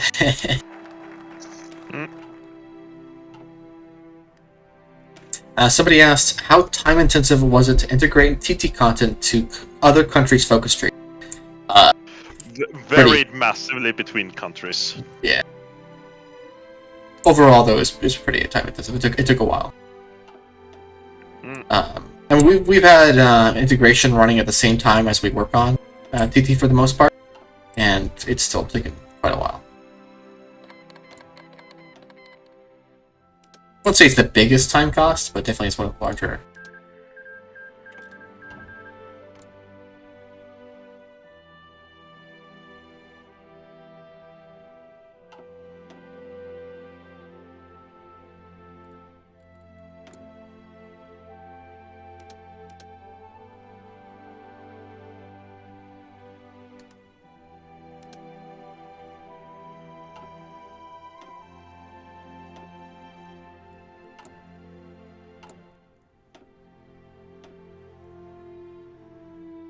Yeah, I don't know if we're gonna make it. Probably.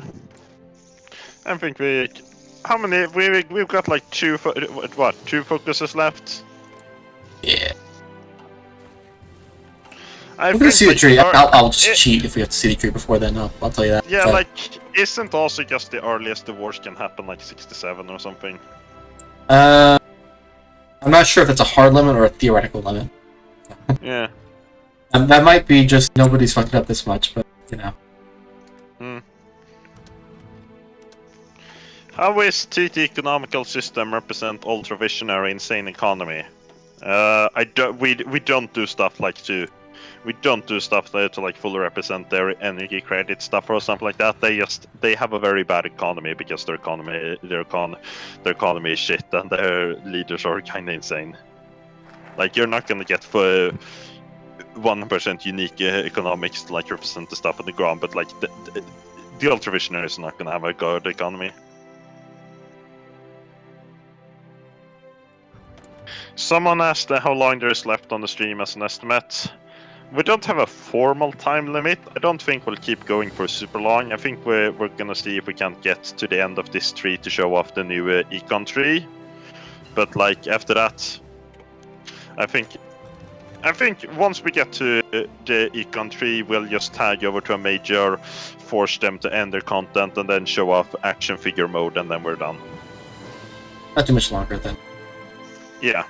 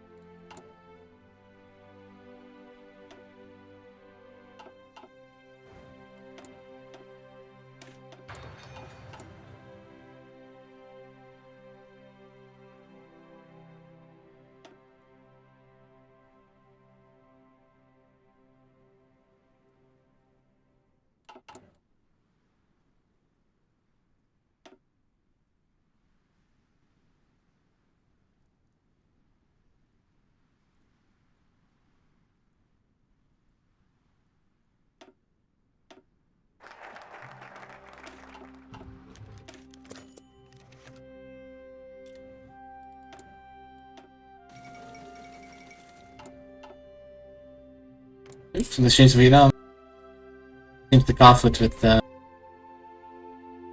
Minh is closed out. Theoretically.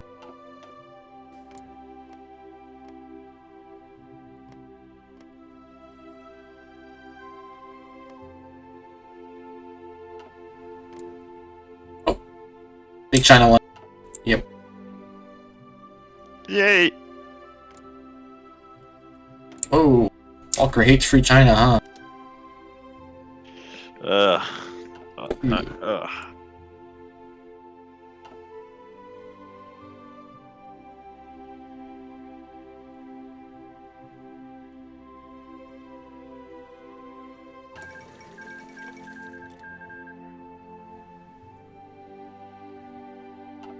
How is Indonesia finished?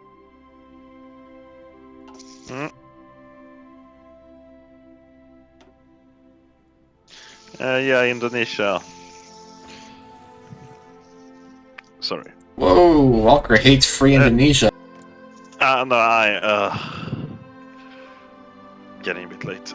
Someone asked, doesn't Bennett have new content in TT? Yes, he has some new content. We showed off before. There is also a leak about it. It's over here. Yeah, the Reichstat is collapsing, so we'll probably collapse before them. But yeah, again, build in progress. Lock breaks.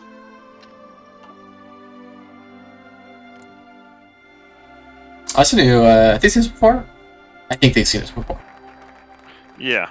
This is is just the Reichstat African breaking apart. No, I mean this ideology, African socialism. Oh yeah. Here's that tree.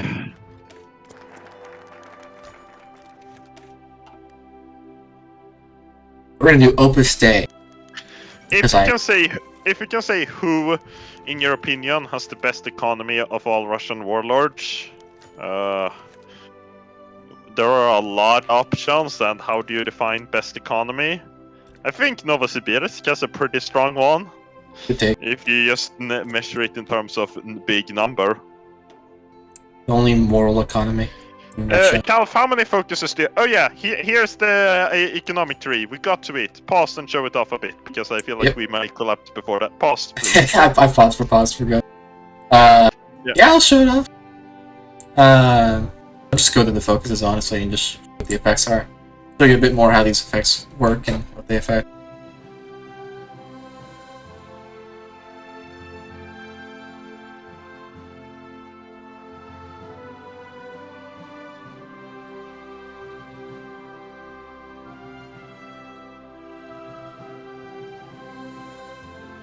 Some of these are pretty good, so like that one's particularly good.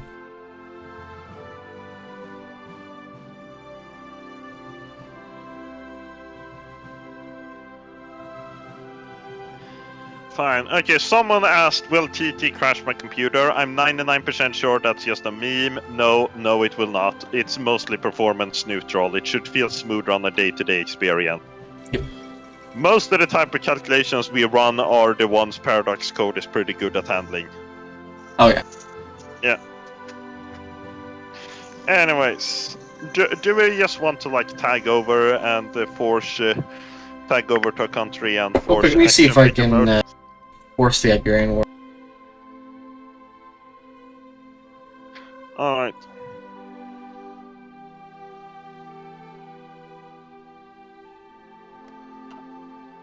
I've asked a knowledgeable gremlin, so we'll see what he brings back for me.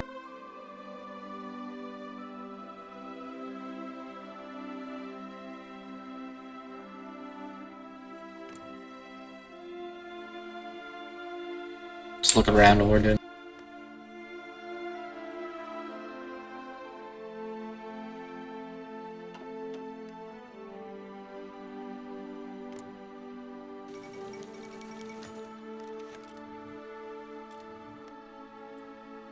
That's unusual. Romania went to isolation.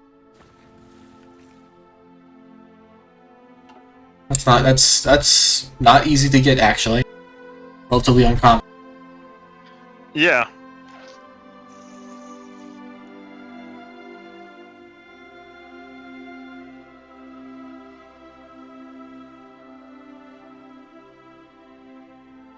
Alright, a proud patriot of Iberia has told me how to ruin my country.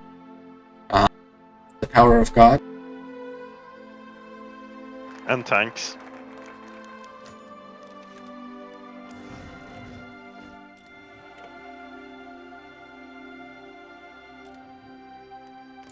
Evil people. Stealing from the federal government. And now we'll tag over. You want to tag over too? We're gonna go. Tag over to Germany, and we'll just fire the last event of Bormann to enable the decision for action figure mode. Good take.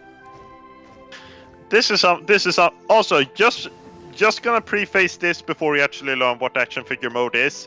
This was something we coded in months ago, and it took like an afternoon for one of our devs. It was something really simple, but something I think people will enjoy a lot. Also, before we reveal action figure mode, check Vietka, because people are screaming at me to do it. Screaming at us to do it. People want you to check Vietka. People are screaming at Vietka. What? I've shown Vietka multiple times. People are crazy. People are... Yeah. You have an unhealthy relationship with Vietka, I'll tell you that now. It's just a green. You got problems. Yeah. Also, someone asked if we could avoid the Iberian economic collapse in the Phalangist path. I think if you do the Phalangist economic model, you'll still get the collapse, because the Phalangist economic model is a terrible one. Yeah, just don't have bad economics. Just have good opinions, it'll be fine. Yeah. Anyways, yeah. Do you know off the top of your head the event code for the epilogue to Borman? I do not. But Luminar might, and if not, Yeah. I can find it in like 5 seconds.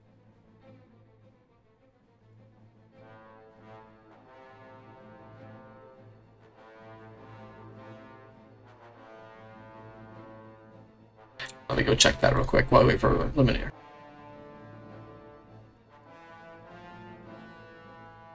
I suppose. Yeah,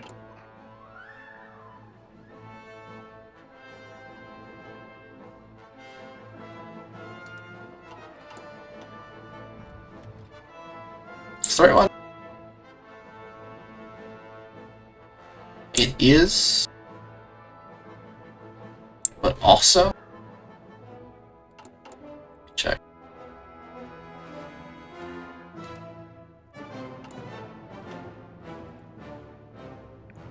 Yes.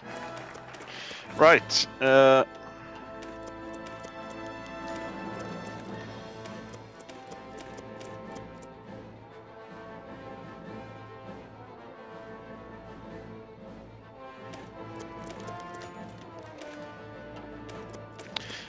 Why we're doing this is because the thing we want to show off is only unlocked after a country finishes its content, and you get the whole epilogue screen. Yeah. So yeah. Luminar got me the event. 1 second, I'll put it in.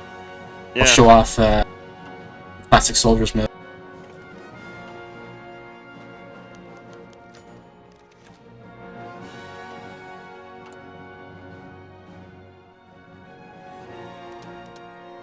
Oh my god.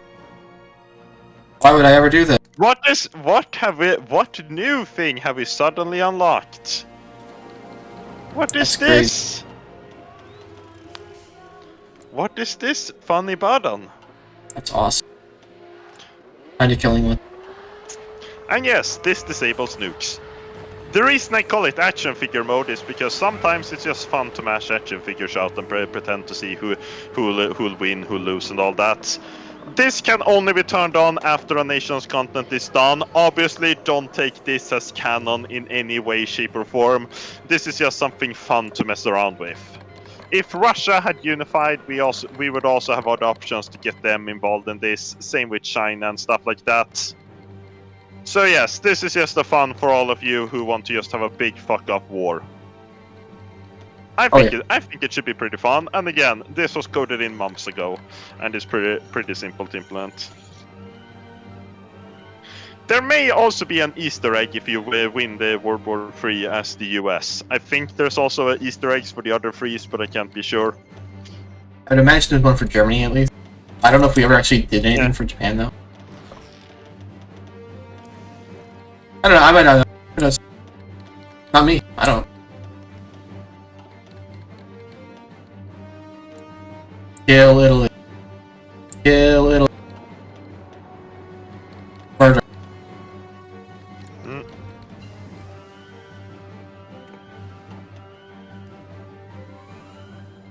Well, anyway. That's about all we have to show off for TT's dev stream. I'm gonna let this play in the background so you watch the carnage unfolding. We wait for the carnage unfolding on my screen as all these pop-ups show up. But that aside, yeah. You know. I hope you've all enjoyed this. And yeah. If you have any last lingering questions, we can answer those. But otherwise, we're just gonna let this hang on. slowly bring this stream to a close. Somebody asked, will there be more streams? We don't specifically plan to at the moment. I think we mentioned doing one modding stream, but we don't specifically plan to at the moment otherwise. But, you know, in the future, absolutely, I think we'll consider doing this again, for sure. Yeah. It's just pretty fun on my end, at least. So. There is no new oil crisis in TT. I don't get why we show that up. There is none new in TT. There was a question about it. Someone asked, what's the name of the cat? How about that, their release date? That's a good question. Again, I'm not going to tell you. No, again, I've said this before. How I want to handle the release date is just do it Kaiserreich way. Aka, we just drop an announcement. Hey, TT will be out in 3 days. Finish up campaigns before then. We're not gonna have any overly elaborate reveal. We're not gonna have like coded messages pointing to the real release date. We're just gonna go at the point where we know it's finished now. Then we'll just say it'll be out in 3 days to finish up campaigns. I think somebody asked, if I have campaigns planned for TT, do you think I should keep playing them, keep waiting, or play them now? We'll tell you when TT's imminent. We'll tell you. It's not finished now, so just play them. We'll give you enough heads up for that. We definitely plan to give you, at least 3 days, if not more, to let you know to close out your campaigns for TT. There's Charizard. This handsome guy.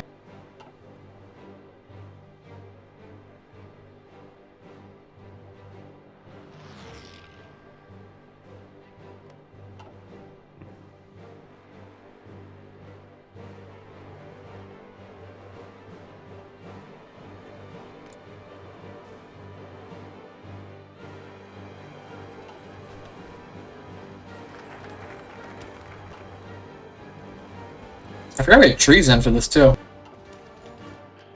Yeah. Those have been in release. But I don't think you really get to see them that much. No. I want to force Germany to declare war on Italy.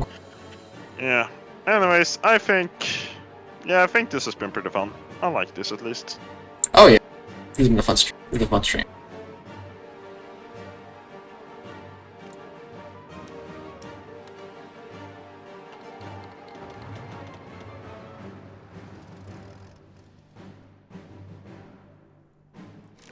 Do you think the new mechanics are going to be detrimental to submod integration?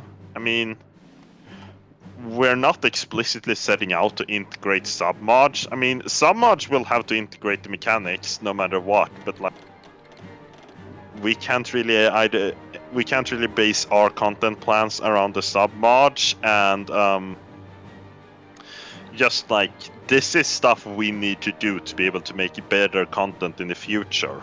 And if submods can use this stuff, it should also let them make better content. And we have a pretty extensive documentation of how all TT mechanics work in code.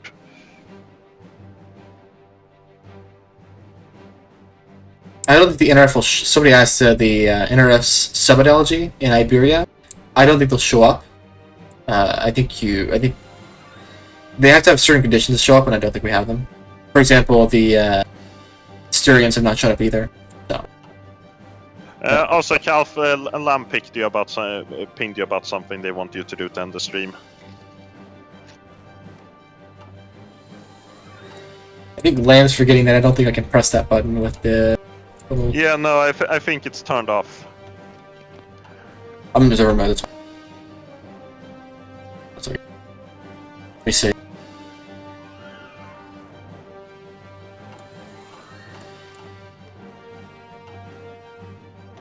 Oh right, LMA. Thank you, Lamb. Here's what I'll do in the stream. I'll crash my game. Yay!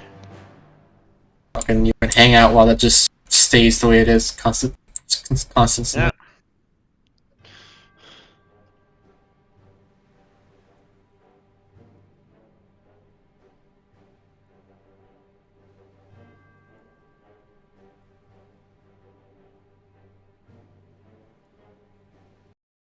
Nope. I think there it goes. Yeah, bye bye. Yep. Well, that's an ending as any. Thank you all for coming. Thank you for all being here and hanging out. How many of you are there? Yep. 378 right now. We had like 600 or 700 at peak. So that's too many. I think the peak was 850. Oh my god. Hey, don't watch these. Go home. Yeah, I think this was pretty good success. Yeah, that's something. Thank you all for showing up. We might do more of these in the future. No promises, but maybe. Catch you all around. We're gonna stop this now. Yeah, bye.